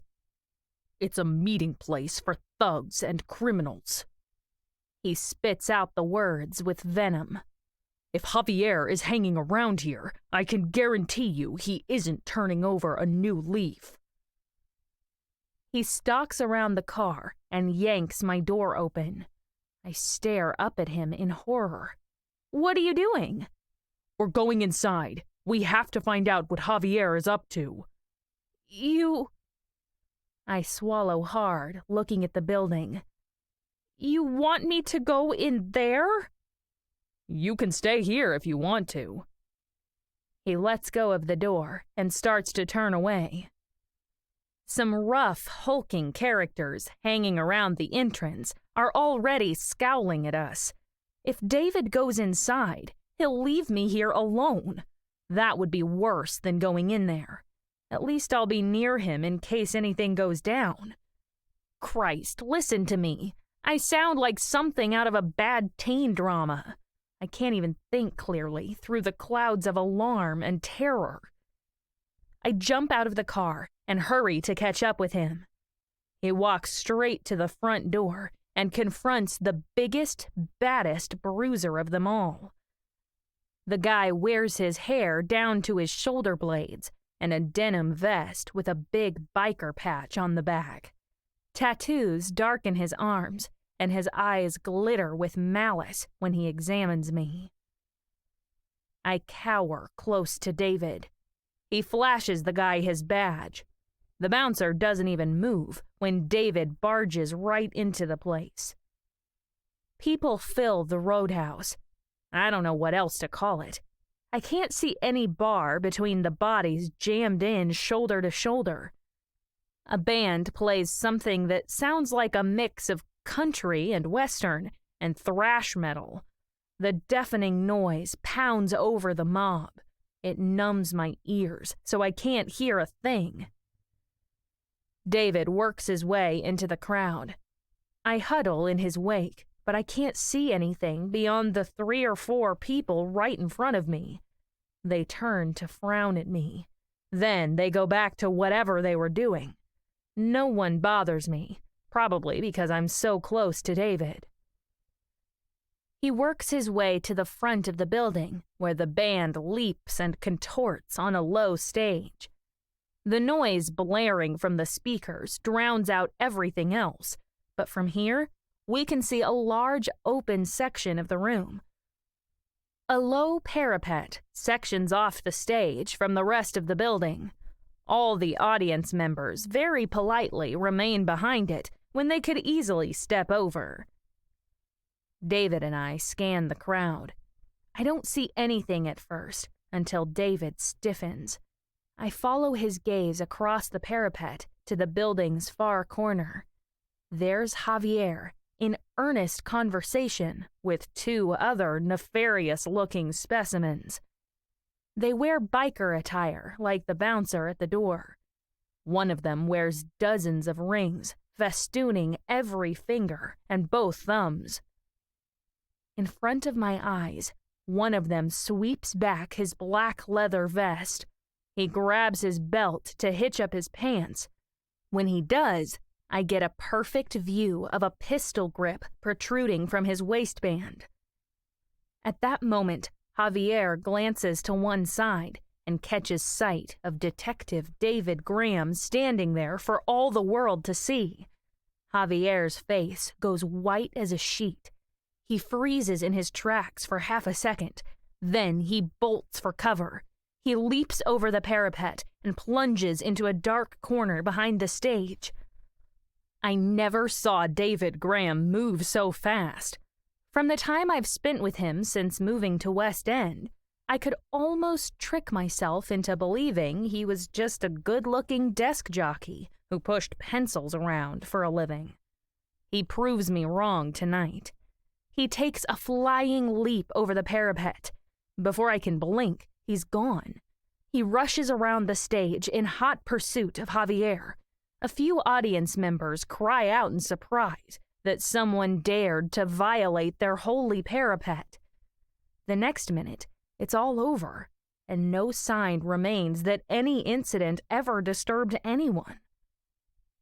I gape at the spot, trying to get my head to accept what just happened. I'm all alone in this dangerous place. David is gone. I don't know where he is or what to do with myself. Only one avenue presents itself. I turn around and begin the arduous process of removing myself from the scene. I shoulder my way through the crowd. To my surprise, no one bothers me. They make room for me to get through, even without David clearing a path. I break out into the clear winter air. The enormous bouncer doesn't look sideways at me. The stars twinkle in the heavens. Did I imagine all this? I don't have any clue what to do. Should I get into David's car and drive back to town? Should I text him and ask him where he is? I stumble back to the car and take my usual place in the passenger seat. I'm still trying to make up my mind what to do when a flurry of movement attracts my notice. Beyond the cluster of partygoers by the roadhouse door, something flashes into view for half a second near the woods behind the building. A wink of blonde leaps into view before it vanishes. My heart flips. It's David. I know it is. Without thinking, I slide into the driver's seat. I dig the spare keys out from under the floor mat. David always hides them there in case of an emergency, like this one. I cram the key into the ignition and switch over the motor. Don't ask me what I'm thinking. I couldn't tell you if I tried. I throw the car into drive and start rolling. I motor through the parking lot, heading for the building. I round the corner and spot David holding Javier by the jacket. He clenches both fists in the fabric while Javier tries to twist free. David grapples him off his feet, but Javier lunges out of the jacket and makes a break for freedom, just as the car comes around the corner. Javier slams into the hood. For a second, he pitches flat on his chest. He stares at me through the windshield with huge eyes before he lurches off and tears away in the opposite direction. He doesn't check his position first, though, and winds up colliding with the building where the roadhouse loading dock juts out. Javier rushes into the corner before he realizes he's trapped. He spins to take off somewhere else, but that brief hiatus gives David the chance he needs. He charges up behind Javier and tackles him. In seconds, he pins the fleeing fugitive to the ground and wrestles his arms behind his back. Chapter 11. David switches on the overhead lights. A flood of fluorescent glare blinds us for a second before my vision adjusts. David lays hold of Javier and wrestles him into a chair in front of his desk at the police station. David slings his long form into the chair and swivels toward the computer. All right, let's get the booking out of the way. Javier raises his bowed head just enough to check David's face. Do you really have to book me? Well, let me see here. David reclines back in his chair and scans the ceiling like he really needs to think about it. We have you on fleeing an interview, obstruction of justice for lying about your whereabouts, resisting arrest, assaulting an officer, and this. He draws a stubby revolver out of his pocket and lays it in plain view on his desk. Javier lowers his head and stares at the floor. David returns to his keyboard. We already have your name and address. I think you know I have to inform your parole officer about this. Javier nods, but doesn't say anything. I almost feel bad for him now that the excitement of his apprehension starts to wear off. David taps out a report on his computer. Javier sits cowed and hunched in the chair with his hands cuffed behind his back. He hasn't offered any resistance since we captured him behind the roadhouse. David flourishes his hand and makes a big show of punching the return key on his computer. Then he sits back. Now that we've got the formalities out of the way, let's talk turkey. Where were you really the night Christopher Partridge was killed? I was at the bar. Where do you think I was? Javier humps under his breath and shakes his head, but he doesn't look up. Why do you think I lied? Why do you think I ran to get away from you? I knew if I got caught, I'd end up back here with my parole revoked. And I suppose a couple dozen people saw you at the roadhouse that night, didn't they? Javier nods. That's what I thought. David goes on. That proves you didn't kill him, but it also means you won't get another chance to screw up. Your parole officer just emailed. He'll come up from Hartford in the morning to pick you up. Javier opens his mouth and shuts it again. He collapses even further into his seat. Do you mind telling me what you needed this for? David waves toward the gun. Javier shrugs. One of the guys at the bar gave it to me. He just gave it to you. David grimaces. I don't believe that. Did he give it to you for a job? Javier shrugs again, too desolate to answer. David sniffs and swivels his chair around to stand up.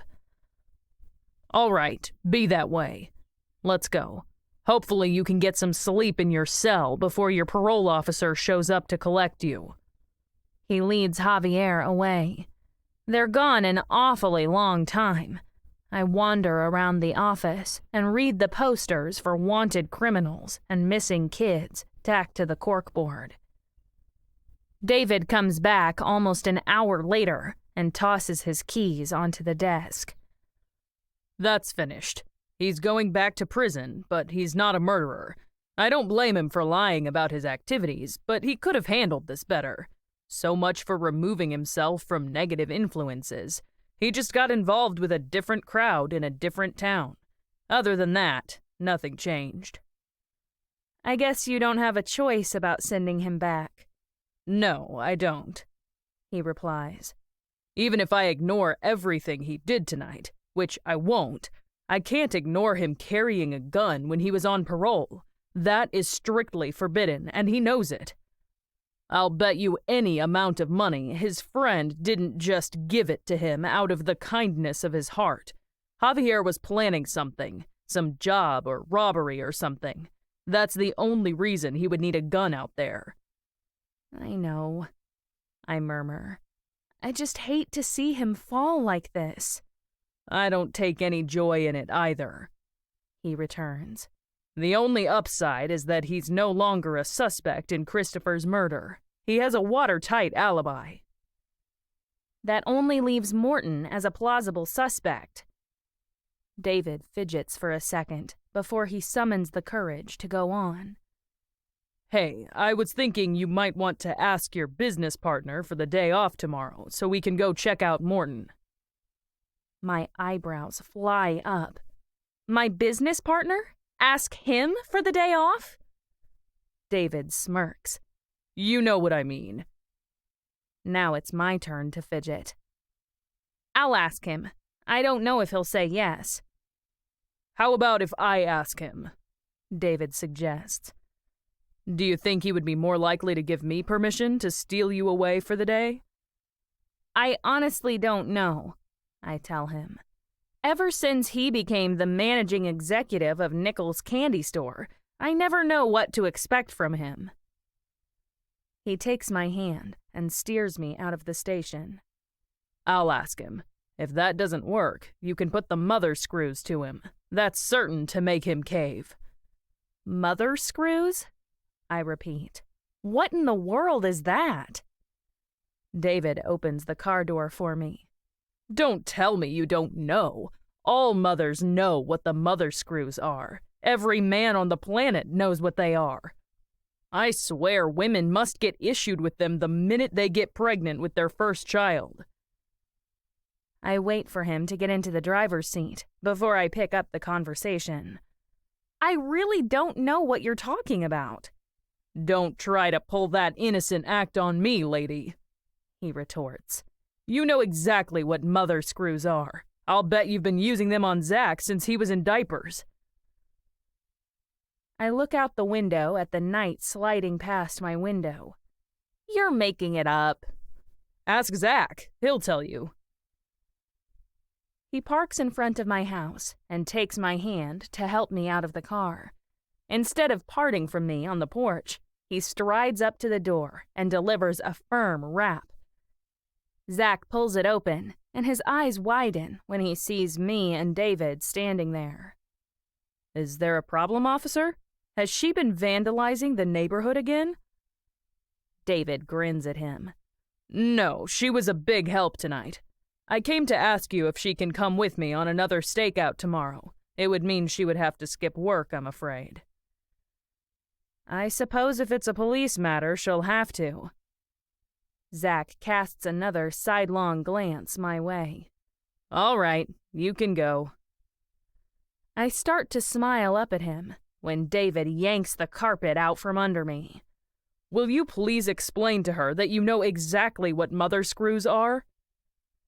Zach's jaw drops. Excuse me? You know what I mean. David fires back. If I said she put the mother screws to you, you would know what I was talking about, wouldn't you? Zach looks back and forth between me and David with huge eyes. Yeah, I would. There you go. David smacks his thigh and turns to me. I told you so. See you tomorrow. I'll pick you up here at 9. He strides off the porch.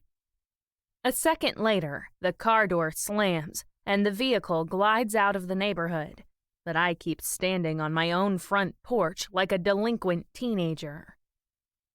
Zach moves back and holds the door wide. You better come inside and tell me about it. I don't want to, I mutter. He doesn't stop me climbing the stairs to my room. I shut the door and hide under the covers until morning. Zach is long gone by the time I come down to breakfast the next morning. I get my own coffee and eat a bowl of cereal while I wait for David to pick me up. He's 15 minutes late. "Sorry about that," he tells me when we get on the road to the beach. "I had a long talk with the parole officer. He said he knew something was up with Javier. He just didn't know what it was. He says Javier has been acting cagey ever since he quit working for Simone. It seems like Brett wasn't a very good influence on Javier's career as a law-abiding citizen." That's interesting, considering the tale Javier told us about changing jobs being a step up for him, I reply. I wonder if Brett had something to do with Javier going off the rails. "If he did, I don't see how we can prove it," he counters. "He has an alibi for the time of the murder." Are you sure about that? I ask. Did you check with that buyer to make sure he really can confirm Brett's story? David's head whips around. He gapes at me for a second before he remembers to watch the road. "I clean forgot about that." You forgot to corroborate Brett's alibi? "I put it completely out of my head. Most times when someone gives you a name and a phone number for the person who can confirm their whereabouts, it's the truth. 99% of people wouldn't bother to give you a name and number of a bogus alibi because they know you're going to check it. That's why I didn't remember to do it. I heard alibi and let it slip out of my mind." Maybe he was counting on that. Maybe he thought you wouldn't check. Or maybe he thought the delay would give him time to tell his buyer to make up a story. Maybe.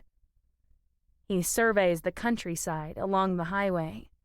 If he doesn't have an alibi, that opens another can of worms. Unless he was telling the truth, I point out. He could have been with the buyer, like he said, in which case we're stuck with Morton. David pulls into the parking lot in front of the t-shirt hub. We can see through the front window from here. Morton works behind his counter serving 2 customers, a woman and a man. We watch Morton hand the man a package and take his credit card. He runs it through the machine and hands back the card and the receipt. The man smiles, waves, and leaves. So far, so good. Next comes the woman. She talks to Morton for a minute. Morton goes and checks something in the back near his screen printing rig. When he speaks to the woman again, his expression changes. They have an exchange, and his features distort into a purple mask of suppressed fury. In a few seconds, they both start yelling. They wave their arms in wild gesticulations, and their tinny voices float through the plate glass to the parking lot. We can hear them clearly now, but we can't make out the words. "Geez," I remark. "Something set him off." In front of our eyes, Morton storms the counter. He leans across it and shakes his fist at the woman. She responds in kind. I can see this turning into a disaster of epic proportions. "Do you think you ought to intervene?" I ask David. At that moment, Morton barges around the counter, yelling bloody murder. He motions toward the door and herds the customer out of the store. She stomps outside, still blasting off. Once they get outside, we can hear every word. "And don't come back!" Morton rages. "Don't ever set foot in my establishment again if you know what's good for you. I'll sick the law on you if you do." "Don't worry," the woman roars back. "I'll never grace your store again. I can get everything I need on the internet anyway. Good riddance."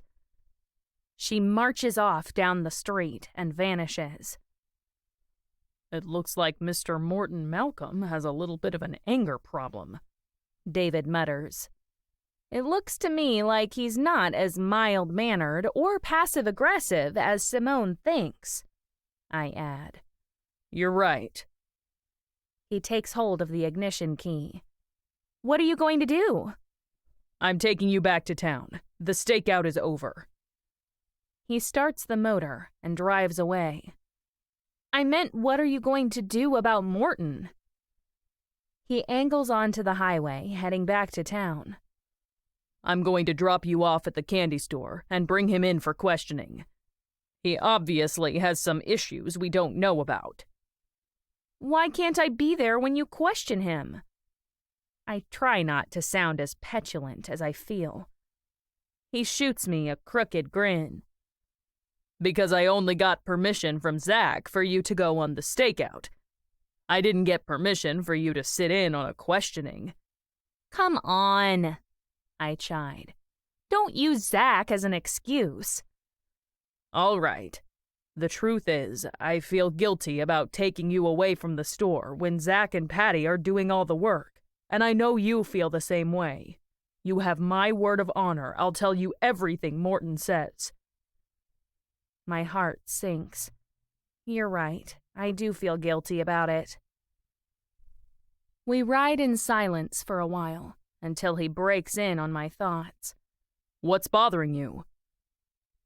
Even if Morton has anger issues, I venture, I still don't believe he killed Christopher. I don't see that he had any motive to do it, much less opportunity. It would be asking a lot for him to leave his precious store to come to town just for that. His M.O. says he would keep pecking at Simone, trying to wear down her resolve. If Javier didn't do it, and you don't suspect Morton, he asks, then who's left? Brett, I reply. You have to follow up with the buyer. I will. I'll let you know what I find out. He drops me off in front of the candy store. I wave to him from the sidewalk until he passes out of sight. I wish I could sit in on his second interview with Morton, but I have my own business to tend to right now. When I turn around, I see another sea of people crammed into the candy store. No way am I getting in that way. I walk around the building to the back alley, but when I put out my hand for the doorknob, a crushing weight hits me in the head, and the world goes black. Chapter 12. I wake up to a stab of sunlight drilling a hole in my skull. I wince and press my hand to my temple before I can bring myself to pry my eyelids apart. I find myself staring at a vertical field of gravel. When I manage to haul myself upright, I look around at an empty parking lot. There's the sign over the barn roof, Woody's Roadhouse. The place looks so different in daylight. No cars line the parking lot. No hedonistic characters lurk around the door. No raucous music floats on the breeze. The building looks more like a barn than ever, without the riffraff cluttering up the area. The same long-haired, tattooed bouncer leans on the railing, but he doesn't pay any attention to me, or anything else. He appears to be gazing off into the distance. I struggle to clear my head. What am I doing here? I piece together the events of the morning. The sun is far past the zenith, so it must be afternoon now. Someone hit me over the head behind the candy store. Who would do something like that? I drag myself to my feet, cradling my splitting cranium. I have got to stop getting hit over the head like this every time I investigate a murder. I won't have any brain cells left if this keeps up. When I get to my feet, I feel a lump in my pocket. My phone. I tug it out. It's got 2 bars of reception. Hallelujah! I send David a text. I'm outside Woody's Roadhouse. I have no idea how I got here. Can you come pick me up? Send. He answers in 2 seconds flat. I'm on my way. I take a few steps toward the door in the hope of getting something to drink, but my stomach turns. I feel like I'm going to throw up. I steady myself against the building, but I eventually have to sit down on some empty plastic crates. My vision blurs, and my skull feels like it weighs a ton. I close my eyes and rest my head against the rough wooden siding. Waves of heat and chill alternate washing through me until someone touches my forehead. Margaret, are you all right? I don't dare open my eyes, but I know that voice. Thanks for coming. I was worried sick about you. David strokes my sweaty cheek. After I finished questioning Morton, I went to the candy store to tell you about it. Zach said you never returned from the stakeout. I've been searching all over town trying to find you. Here I am. I do my best to sound cheerful, but I still can't raise my head. Let's get you into the car, he breathes. I think we should take you to the hospital in Peterborough. I don't need a hospital. I try to pull myself together, but when he helps me to my feet, I almost keel over again. You've gotten hit over the head too many times, Margaret, he informs me. You need to get checked out to make sure there's no permanent damage. I'm worried about you. I'll be okay. To prove my point, I crack my eyes open against the painful light. When I do, I see a familiar figure striding across the parking lot. I freeze in my tracks and blink. Am I hallucinating now? David moves into my line of sight. Margaret, are you feeling lightheaded again? Look, David, I whisper. Do you see what I see? He glances over his shoulder and tenses. Simone, what's she doing here? We watch her walk up to the bouncer and enter the building. We're both too stunned by this development to do anything. All at once, David snaps out of his trance. Come on, I'll help you to the car, and then I'm going in there to find out what she's up to. No way, mister, I fire back. I'm going with you. You're not going anywhere in your condition, he argues. You need to sit down. Maybe you need to lie down. You're not investigating anything right now, young lady. Don't you young lady me, I retort. If you're going in there, I'm coming. I punctuate my words by yanking my hands out of his grasp and striding toward the entrance as best as I can. David follows at my side, and we accost the bouncer. Did you see a tall, thin woman walk in here just now? He nods. She walked in, but she didn't come out. Do you know her? David asks. Has she ever been here before? Never seen her before in my life, the guy replies. High-class broads like her don't come around here. Right. Come on. David grabs my hand, and we rush inside. The dance floor yawns empty and deserted. Without the partygoers and the band playing, the building is nothing but a big blank box with no Simone in sight. David strides up to the bar, where the bartender dries glasses with a rag. Did you see a tall lady come in here just now? The man points to the back, where David chased Javier. She went that way. David and I hurry to the rear corner, where another door exits the building. Through it, I can see the loading dock where we apprehended Javier last night. No Simone. David pulls his head back inside and scans the roadhouse one more time, but there's nothing to see. Simone's not here, and there's nowhere else she could be. He glances at me, but I can't help him. She's gone. She vanished into thin air. David's shoulders slump. I guess that's it. I'll have to take you back to town. Where could she be? I ask. We could check her house. He nods and escorts me back to his car. We motor into West End and stop by the western neighborhood. But of course, Simone's not at home either. David and I drive to Main Street in silence until he parks in front of the candy store. My phone reads 4:45 p.m. Where can she be? I muse. I'm worried about her. I'll keep searching, he tells me. I'll put out an APB to alert the police that she's missing. What if the killer nabbed her? I don't want to think about it. What if he plans to kill her, too? He casts his flinty eyes over the town.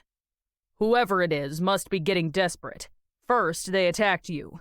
Now they're after Simone. I'm certain of it.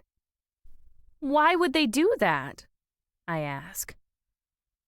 Because we're getting close, he replies. We're getting close enough to make him uncomfortable, so he's likely to do anything. Do you mean, like, kill Simone? I hate saying those words. Why shouldn't he? He already killed one person. He'll do anything to throw us off the scent. I shudder. All of a sudden, I don't want to face the world. I want to go home and go to bed. David is right. I should see a doctor to get my head checked out. Before I can say anything, he gets out of the car and opens my door. He takes my hand and lifts me to my feet. He kisses me on the forehead. Go find Zach and tell him to take you home. I'll keep looking for Simone. The instant I know something, I'll let you know. Just then, the cafe door swings open and Stacy comes out. She bursts into one of her radiant smiles when she sees us together. You two lovebirds, get a room! She cackles with laughter, but her mirth evaporates when we don't join in.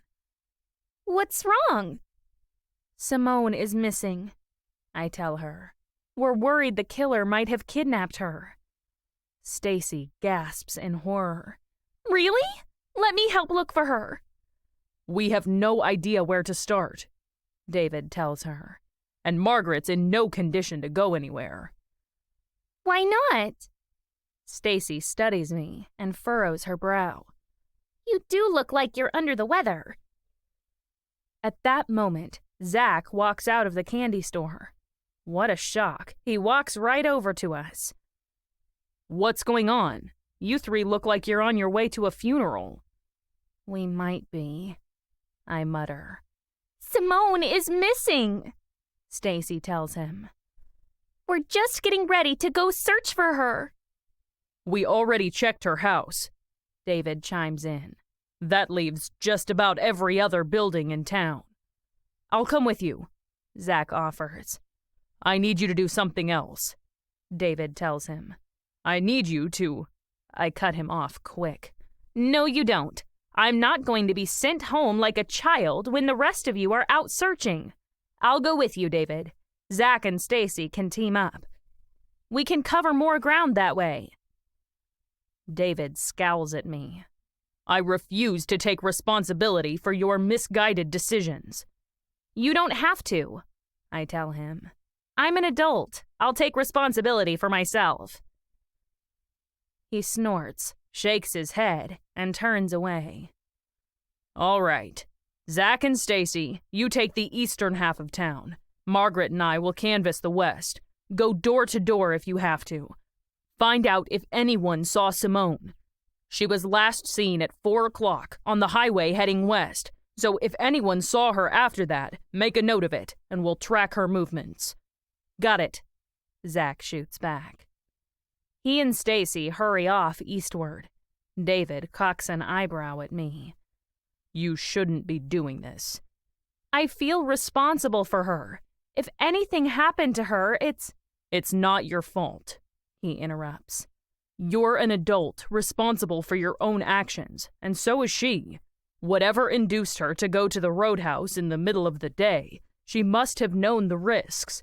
She's lucky you were there to see her go inside. If you hadn't, we probably wouldn't have any idea that she was in danger. How can she just up and vanish like that? That's what I don't understand. The only explanation, he tells me, is that whoever induced her to go there in the first place whisked her away in a hurry. Either he kidnapped her, or they planned this in advance. No other scenario fits the sequence of events. I don't like the sound of this. David and I split up and go from one store to the next, knocking on doors. We ask everyone we meet if they've seen Simone, but no one has. After more than an hour and a half of walking, I'm grateful to sit down in the passenger seat of his car while he drives us to the western neighborhood. We check Simone's house one more time, just to be certain she didn't come back in the meantime. Then it's more hiking and knocking and talking to everyone for blocks all around. By the time the sun goes down, I'm ready to tip over.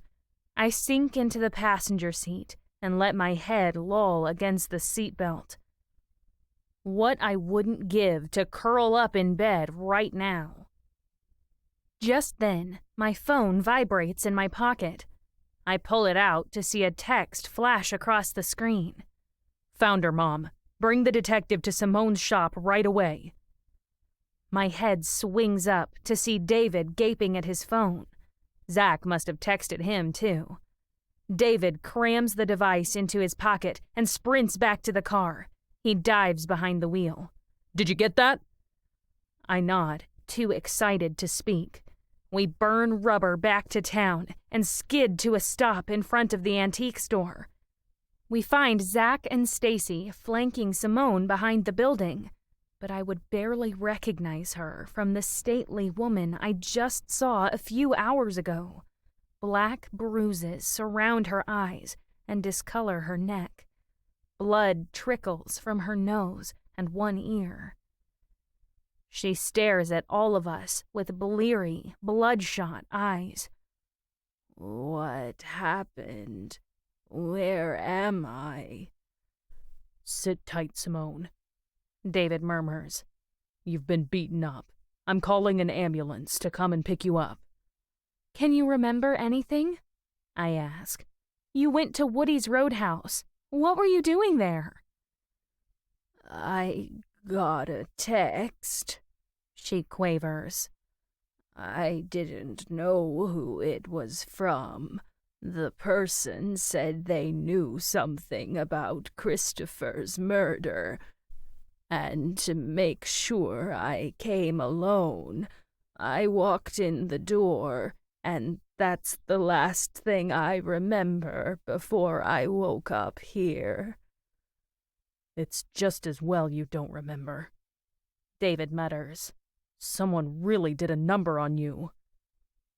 He snaps a few photographs of her injured face with his phone. The four of us do our best to keep her calm until the familiar red and blue flash of ambulance lights reflects down the alley. Zach migrates to my side while the medics load Simone onto their stretcher. They check her pupils and drive her away. Chapter 13. A strong thump startles me out of my morning coffee. I open the front door to find David Graham standing there. "What's up?" "I just bumped into Zach on Main Street," David tells me. "He said he ordered you to take the day off work." "Yeah, he did." I return to the table and my mug of joe. Apparently, I'm too frail and old to sell candy all day. "He told me he was worried about you standing on your feet for 12 hours, and I don't blame him." "For your information," I retort, "it's only 8 hours since he and Patty changed our schedule, and I can handle it perfectly well. I shouldn't be relegated to light duty just because I got hit on the head." "If you're on light duty, maybe you'd like to come with me instead. Maybe you'd like to make yourself useful investigating a murder and an assault." I perk up my ears. "You mean like—" "I'm going to the Roadhouse to question the bouncer and the bartender about Simone's disappearance. Since she was last seen at the Roadhouse, they're the ones who can tell us the most about who took her." I jump up. "I'm on it." He grins at me while I grab my coat and accompany him to the car. In a few minutes, we're parked in front of Woody's. We approach the bouncer first. Do you remember that tall lady that came in here yesterday? He nods and chews some invisible speck inside his mouth. How could I forget? Did you see who she left with? David asks. Did you see her leave at all? I didn't see a thing after you asked about her yesterday, the bouncer replies. You came along and asked if I saw her. I told you I saw her walk in but not come out. That's the last I heard about her until right now. David walks into the building without saying anything else. He approaches the bartender. Did you see a tall lady walk in here yesterday? Nicely dressed, kinda on the older side. Sure, I told you she went that way. He points to the same corner. I'm getting déjà vu. Did you see her with anyone? David asks. She came here to meet someone, and she doesn't remember leaving. Was anyone else in here around that time? There was one guy, the bartender tells us. He was kinda short, dark hair and brown eyes. He had kind of a rough look, you know, but then again, most people who come in here do. David casts a sideways glance at me and frowns. Javier? How could it be? I reply. He's behind bars. It couldn't be Morton. He's not short, and he was with me the whole time. That leaves only one person, I tell him. Brett, did you check with the buyer? I called the number and got his voicemail.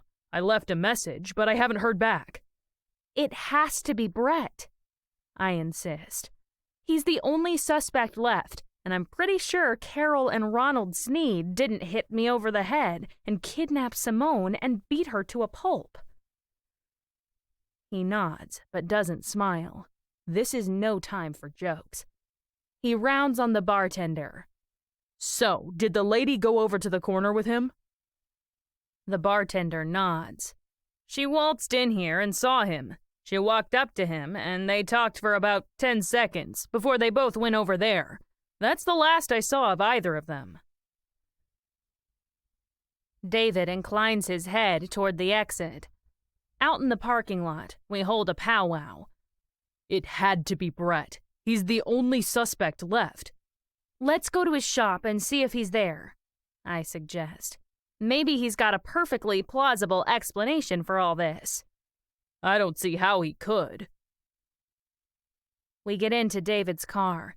It's a tense ride back to Main Street, and he hits the brakes extra hard when he parks in front of Brett's store.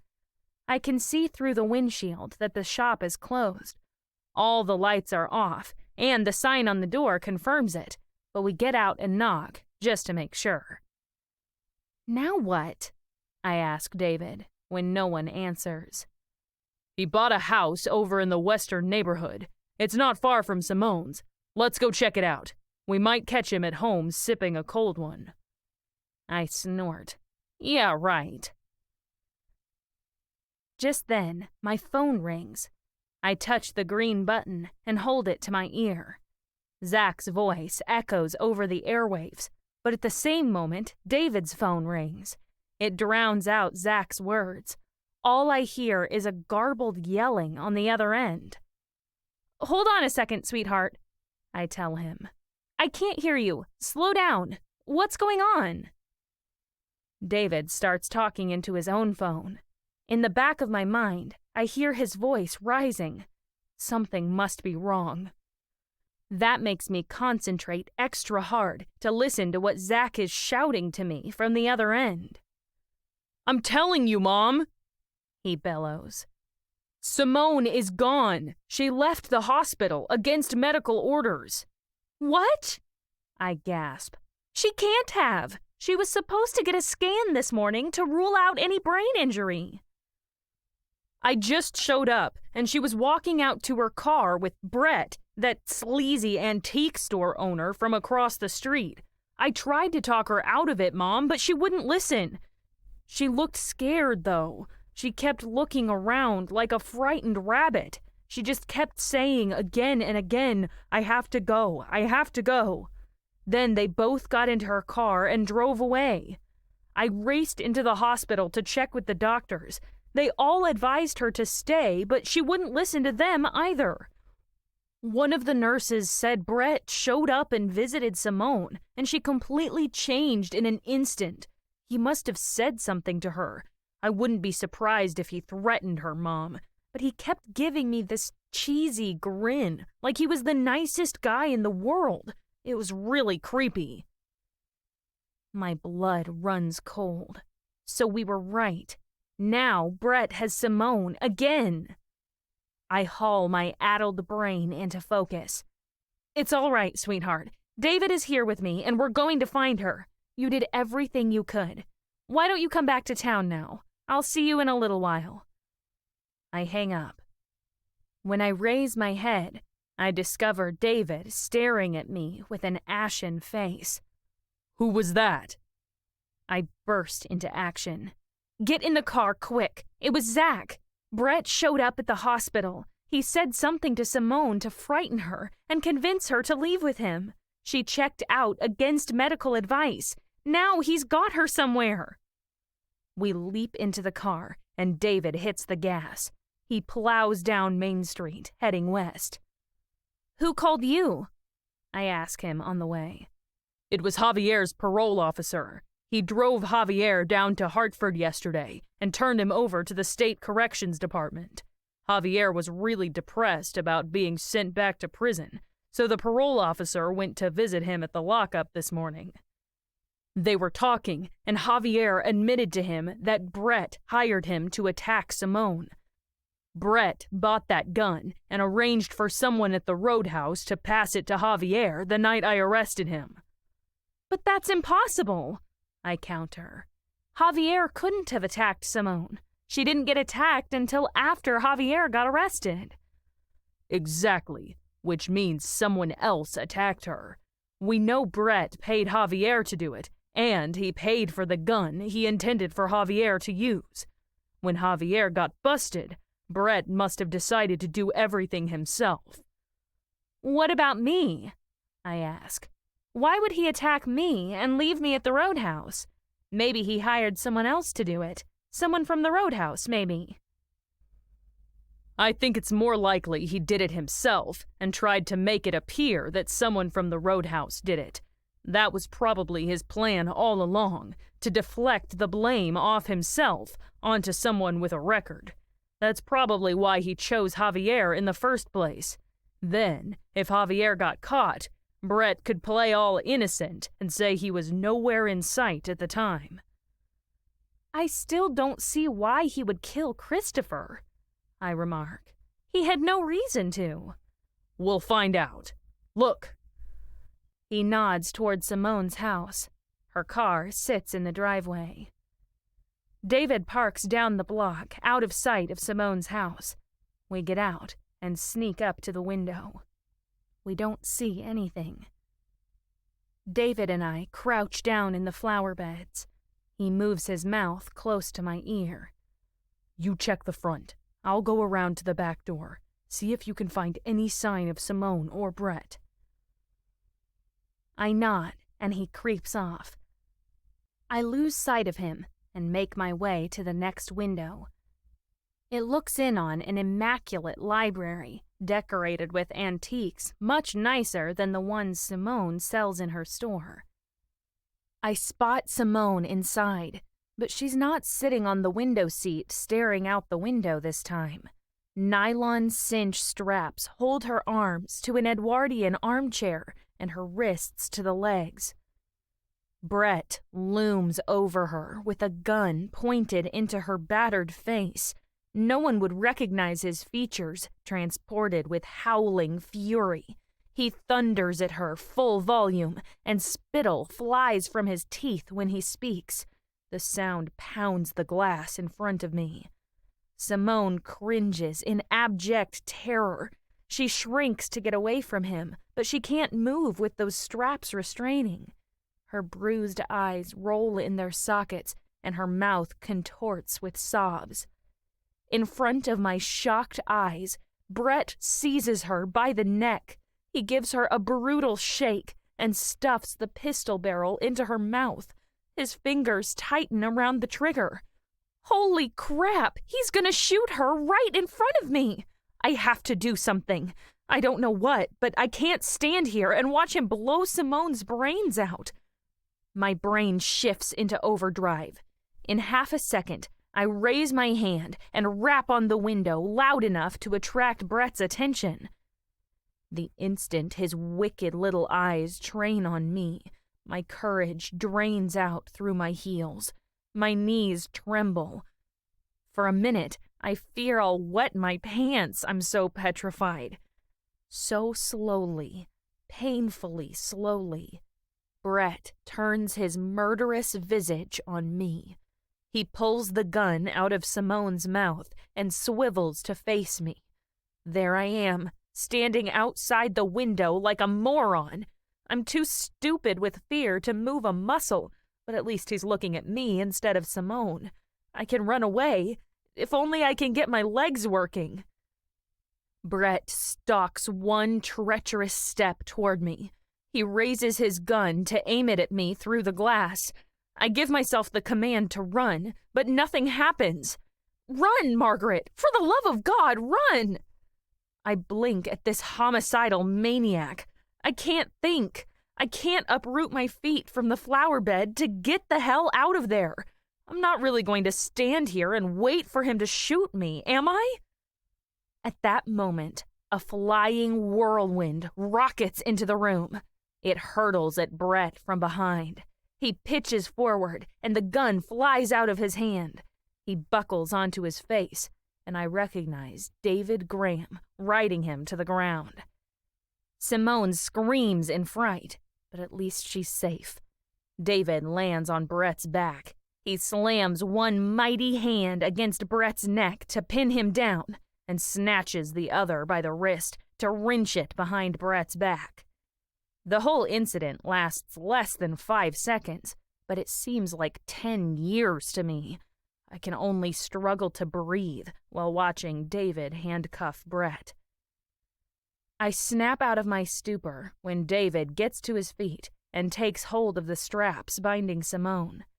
I rush into the house in time for her to lunge out of the chair and fling her arms around me.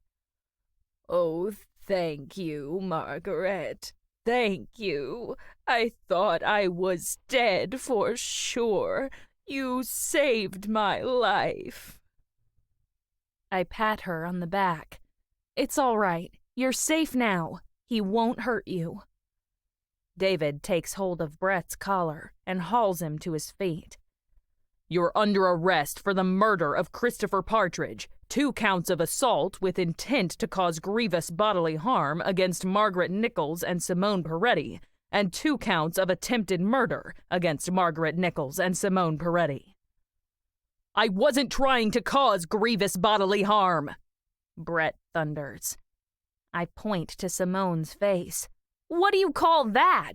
If that's not grievous bodily harm, I don't know what is." "I was trying to kill her," he fires back. "I thought she was dead in that alley. That's the only reason I left her there. I wouldn't have left if I thought she was still alive." David sighs. "Then that makes 3 counts of attempted murder. You're going away for a long time, Brett, and you never even got a chance to open that fancy antique store of yours. You never found out if you had a chance in this town. People might have really liked your stuff. You and Simone could have lived and worked and conducted business side by side. You didn't have to kill Christopher." "How could you?" Simone cries. "How could you kill such a sweet, loving, kind man?" Brett glares at her. Then he mumbles into his collar. "It was an accident. I didn't mean to kill anybody." My mouth falls open. "You did all this over an accident?" "It can't have been an accident if you went to Simone's store carrying a gun," David remarks. "It sounds to me like you were up to no good." I only went there to see what sort of stock she had, Brett explains. I told myself I served a different clientele than her. I told myself we could coexist without competing with each other.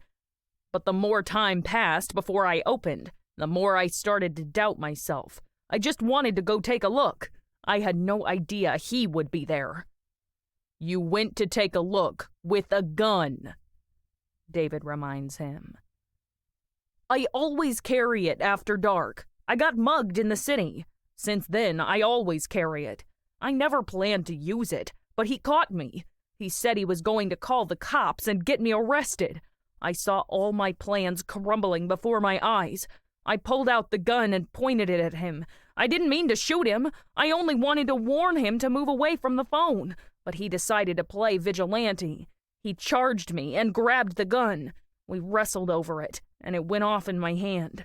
The next thing I know, he was lying flat on his back with blood pouring out of his chest. I ran for it. So you hired Javier to attack Simone, to make it look like he was the one who killed Christopher, David continues. Is that it? Brett turns his face away. I freaked out. It was stupid. It was more than stupid, David tells him. It was colossal. He shoves Brett toward the door. He marches him out of the house, and the library falls silent. I study Simone. Are you sure you're okay? I was really worried when Zach called to say you'd checked out of the hospital. I think you should go back there. The doctors still want to do a scan on your head to make sure you don't have any brain damage. Simone collapses into her chair. She covers her face with her hands. Oh, Margaret, I just don't think I can take any more of this. First Christopher, and now this. I drop on my knees by her chair and put my arms around her. I know, sweetheart. I know it's been bad lately, but it's all over now. You never have to worry about Brett again. It's not over, she moans. Whenever anything bad happened to me, I always called Christopher. He was always the first person I called when I needed help or someone to talk to. Now he's not there anymore. He's dead, and I can never call on him for help again, especially not now when I need him the most. She bursts into loud sobs and folds onto my shoulder. I can only hold her while she cries. A few minutes later, David returns. Simone sits up and wipes off her cheeks. Thank you, Detective. I don't know what I would do without you. I was just telling Simone, I tell him, that I think she should go back to the hospital for that scan. She wasn't ready to be released. I think that's an excellent idea, he replies. I'll drive you back there, Simone, but I need to take Brett to the station first. I wouldn't like you to ride in the same car with him. I have a better idea, I counter. I'll borrow Zach's car. I'll drive her to the hospital. David cocks his head to one side. Are you sure? I'm sure. You go to the station. I'll take care of Simone. I walk him out to the car. Are you sure he won't get out on some technicality because Christopher's death was accidental? I would hate to reassure Simone that she's safe, only to have to deal with Brett again later. He won't get out on a technicality, he replies. What he did to Christopher was capital murder. Under the law, if you shoot someone during the commission of another crime, it's automatically considered first-degree homicide. Brett was breaking and entering and carrying a gun that may or may not have been legal. That makes it equivalent to premeditation. He'll go up for that alone, not to mention all the other charges he'll be facing. I sigh and gaze at the shadowy figure in the back seat. What a tragedy, and all over a mistake. "This goes way beyond a mistake," he replies. "What Brett did goes way beyond stupidity. It was willful negligence that cost an innocent man his life. Then he followed it up by trying to frame another innocent man for murder and assault. He beat a woman half to death when he was literally trying to beat her to death, and he assaulted you too. All of that together makes him one of the most dangerous criminals I've had the misfortune of dealing with for a long time." You're right. I guess I'm just going through my end-of-case blues. He puts his arms around me and kisses me on the forehead. "I'm just glad you didn't decide to tackle the killer yourself this time. Now go inside and text Zach to come and get you. I'll see you later." He gets in his car and waves to me before he drives off. I take one more long breath before I head back into the house to collect Simone. Chapter 14. Zach parks his car in the driveway and cracks the door. "Here we are, Grandma and Grandpa. Home sweet home." A blast of polar wind gusts into the car. My mother crouches and hugs her arms against her shoulders. Brr! How can it be so cold up here? I tilt the seat forward. It's no colder here than it is in Hartford. Now get out. The heater's on inside. You'll soon get warm again. I help her out of the passenger door, while Zach tangles with my father behind the driver's seat. I don't even want to know what he had to go through to extricate his grandfather from a simple passenger car. I finally get my mother onto her feet in the driveway, but the cold seems to have turned her brain off. I have to manually march her up the steps to the front door. I put out my hand for the knob, but it swings open from the inside. A dozen voices chorus at once. "Surprise!" My mother leaps back with a shriek. I jump a foot in the air before I see David, Ariel, Gilly, Simone, and Patty Matthews all crowded into my entrance hall. They beam at me with huge smiles on their faces. "I'm not surprised," I tell them. "What are you people trying to do? Give an old lady a heart attack?" David comes forward to kiss me. "You're not an old lady, Margaret. How many times do I have to tell you that?" I mutter under my breath. I was talking about my mother. But no one hears me over the hubbub of conversation. Everyone breaks into excited talking at once. They rush to shake my parents' hands. In a second, my parents get swept into a maelstrom of happiness, laughter, and hugs. I spend the next 15 minutes introducing my mother and father to everyone. Zach and Gilly shuttle trays of drinks and hors d'oeuvres from the kitchen. They mingle through the guests, making sure everyone has what they need. I feel a twinge of guilt. I try to break away from talking to Simone to go help them, but I run into David at the living room door. He slips his arm around my waist, and I find myself nestling into the warm protection of his embrace. "Another smashing success, Miss Nichols," he murmurs to me. "You should go into the entertaining business." "No, thank you," I return. "I've already got too many businesses going at once. I can't keep track of them all." "Does that mean you're going to give up sleuthing?" "I was thinking I'd give up making my own candies," I reply. "I have enough to do running a store." "Oh ho!" he crows. "Give up making your own candies? This is big news. I thought you planned to become the next Hershey's company." I suppress a grin, but I can't help beaming at his jokes. "Not me. I'll stick to sleuthing." He peers at me closer. "You didn't fall into your post-case depression this time. What gives?" I shrug and look away to hide my burning cheeks. "Maybe I'm learning with age." "Quite likely." He goes back to surveying the party. Ariel goes bouncing past. Before I can think of anything to say, my parents sidle over to us. "This is a wonderful party, Margaret," my mother tells me. "I should have known you'd pull it off without any help from anyone." Actually, I did have quite a bit of help from a few key people. I give David's arm a squeeze. I couldn't have done it alone. My mother turns her attention to David. "And who is this charming specimen?" She holds out her hand to him. "I don't think we've been introduced." "This is Detective David Graham, Mom." I wave to him.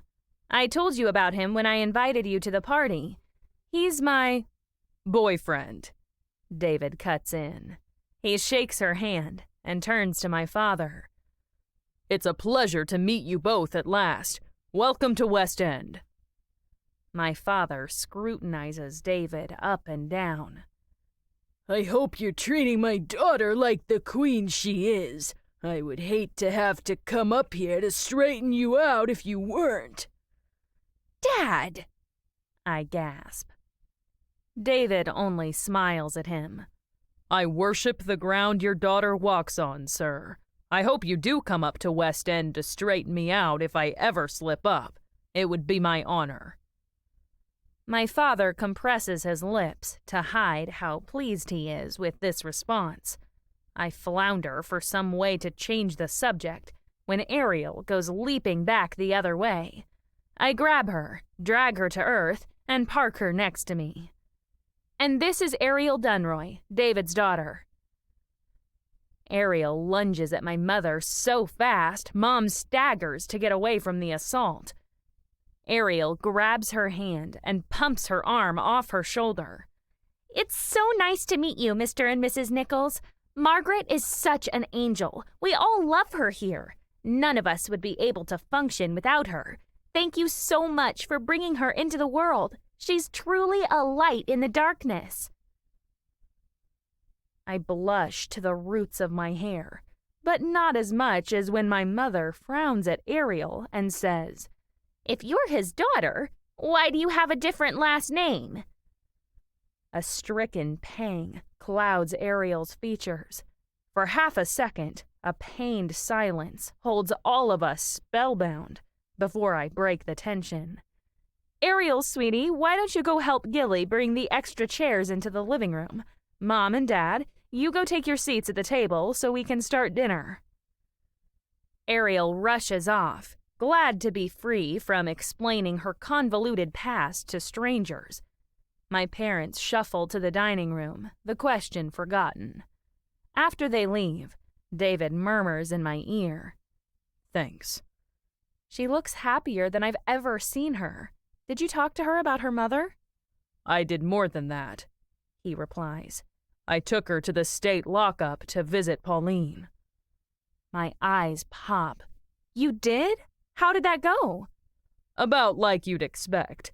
Ariel got mad and cried and ranted at Pauline about how much she hates her and accused her of abandoning her when she needed her most, and a lot of other very emotionally charged things.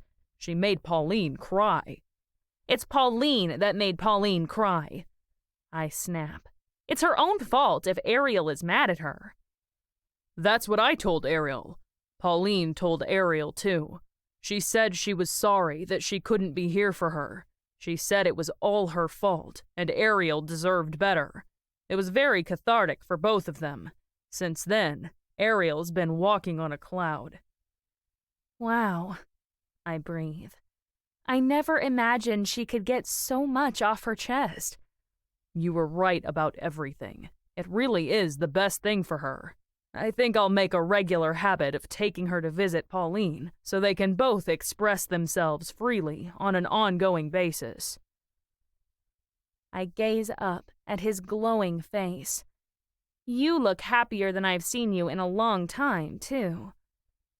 He purses his lips to hold back a smile.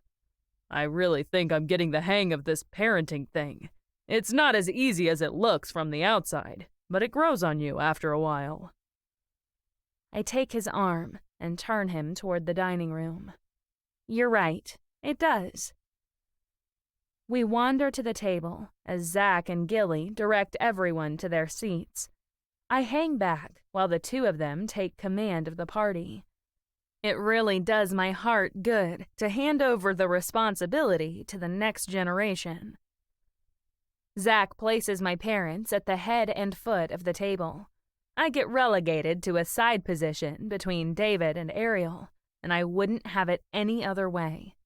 Zach and Gilly do all the serving. I don't have to lift a finger through the whole dinner.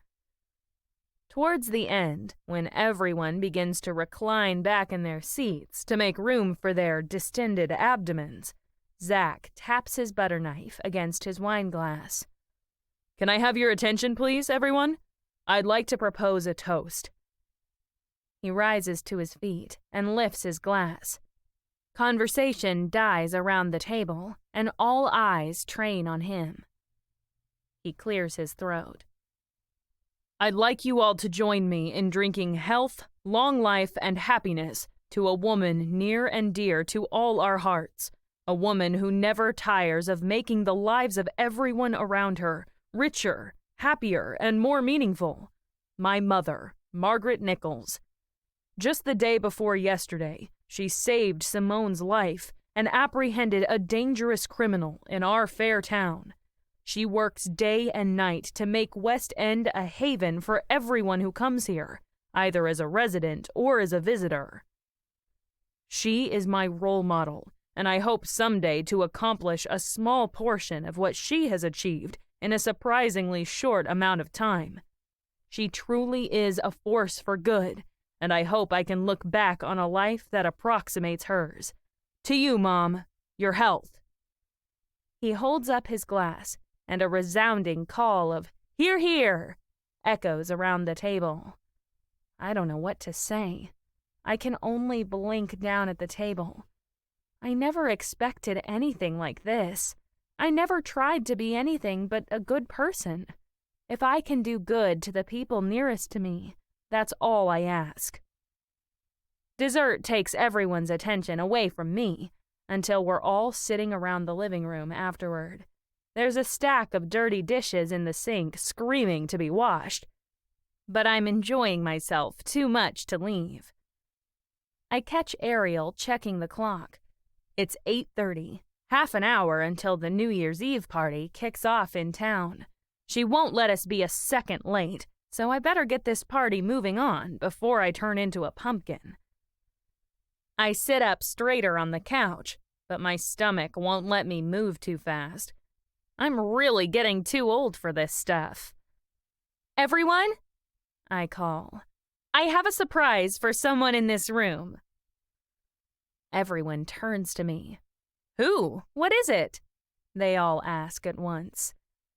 I go to the closet in the corner. When I open the door, the large wrapped package glistens for all to see. A collective gasp runs around the room. I lift it out, with great difficulty, I might add, and set it on the coffee table. This is for you, Ariel. I thought you might like it. I know you're a little bit big for it, but in your heart, I know you're still a little girl. I saw this and I wanted you to have it. Ariel's eyes grow to saucers staring at the package. She sits transfixed until Gilly nudges her. Open it. Ariel attacks the present with all 4 limbs flying until she reveals the doll's house. When she gets it open, she sinks onto her heels and stares at it in even more rapt fascination. Well, my mother chimes in. Do you like it? Ariel gulps.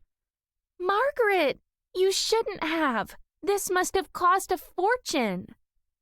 I pat her cheek in genuine affection. Call it a late Christmas present. The color rushes to her face. I can't accept this. It's too grand. You can, I insist. I want you to have it. I want you to get many years of enjoyment out of it. I can't think of any girl who deserves it more." She casts a stunned glance around the room. If she sees half the love and care in these faces that I see for her, she must understand that she's truly loved. She deserves so much more than this doll's house, but maybe it can communicate a fraction of my hopes and prayers for her. I catch David smiling down on the scene, but he's not looking at Ariel. He's looking at me with his clear, crystal blue eyes. He leans against the door frame and makes no attempt to join the party. I don't know what he's doing over there by himself, but his face and his eyes tell me he's happy too. At that moment, the clock on the mantel chimes 8:45. Ariel rockets to her feet. 15 minutes! Quick! Everyone put on your coats and gloves and scarves and hats. Hurry! We can't be late for the party. "What party?" my dad grumbles. "This is the party." The party in town! Ariel shrieks. We can't miss it. Come on, Margaret. Put your hat on, Dad. You too, Simone. None of you can miss this. "I'm not going anywhere," Dad snarls. "You and Mom stay here and keep the heater on," I tell him. "We're just going downtown to see the fireworks. We'll be back later. You can go to bed if you want to. Your room is at the top of the stairs, and the heater is on up there, too. We'll see you soon." I let Ariel hustle us all outside into the frosty night. Ice crystals sparkle on the power lines. The streetlights make them glisten like stars in the black sky. Our band sets off down the street. Zach and Gilly walk arm in arm. Simone, Patty, and Ariel follow 3 abreast. David drifts to my side behind them. He holds out his elbow, and I slip my gloved hand through it. "That was a great party," he tells me. "You outdid yourself giving Ariel that doll's house. She really loved it." "I hope she gets plenty of enjoyment out of it," I tell him. "She deserves it. She deserves a lot more." "You deserved that toast, too," he returns. I wave that away. "Nah." "You deserved every word," he insists. "You deserved that toast the way Ariel deserved that doll's house. If she deserved more, so did you. You really are a beacon to everyone in this town, but mostly to me." My head whips around to stare at him, but he draws me to a stop. The others go on without noticing. He rotates me by the shoulders to face him. "I keep realizing every day in 1,000 ways how much you mean to me. You've been there for me through the worst. You're always there, and I want you to understand how much I appreciate it, how much I appreciate you." I try to look away, but something in his expression holds me riveted to him. His eyes bore down into me from above. "I want you to have this." He takes a black velvet box out of his pocket and pushes it into my hands. "Call it a late Christmas present. Consider it a small token of my love and affection." My breath catches in my throat. "Love?" "Yes, love. I love you. I love you as much or more than anyone I've ever loved in my life. I can't imagine my life without you in it." I gaze down at the box. I can't bring myself to open it. That word, all his words, mean more than any gift. When I don't move, he plucks it from my grasp and cracks the lid back. He holds it out, and I find myself gazing at a beautiful gold and diamond bracelet. "I want you to have this," he murmurs. "I want you to be able to look at this and remember how I feel about you." I blink. Is that the ice shining in my eyes, or the diamonds glittering on a satin pillow? I can't accept this. It's too much. Do you plan to take back that doll's house? He asks. Never! I exclaim. Then I'm not taking this back. He takes the bracelet out of the box and slips it on my wrist. I know it's not much. It doesn't begin to express how I really feel, but maybe it's a decent start. I glance up. His face radiates warmth and happiness and, yes, love. I love him, and he loves me. It sounds right. It is right. All's right with the world. His strong arms close around me, and his lips touch mine.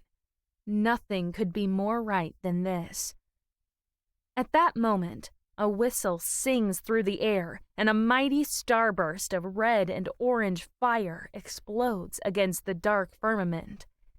David and I jolt apart as the first firework bursts into a spray of light. My hand flies to my heart, the hand wearing that bracelet. One rocket after another shoots upward to decorate the winter sky with flowers, rosettes, and multicolored patterns. When the first shock fades, David folds his arms around me once again. This is the best New Year's Eve I could have hoped for. This has been Sweets of Fire by Wendy Meadows, narrated by Lily Jane.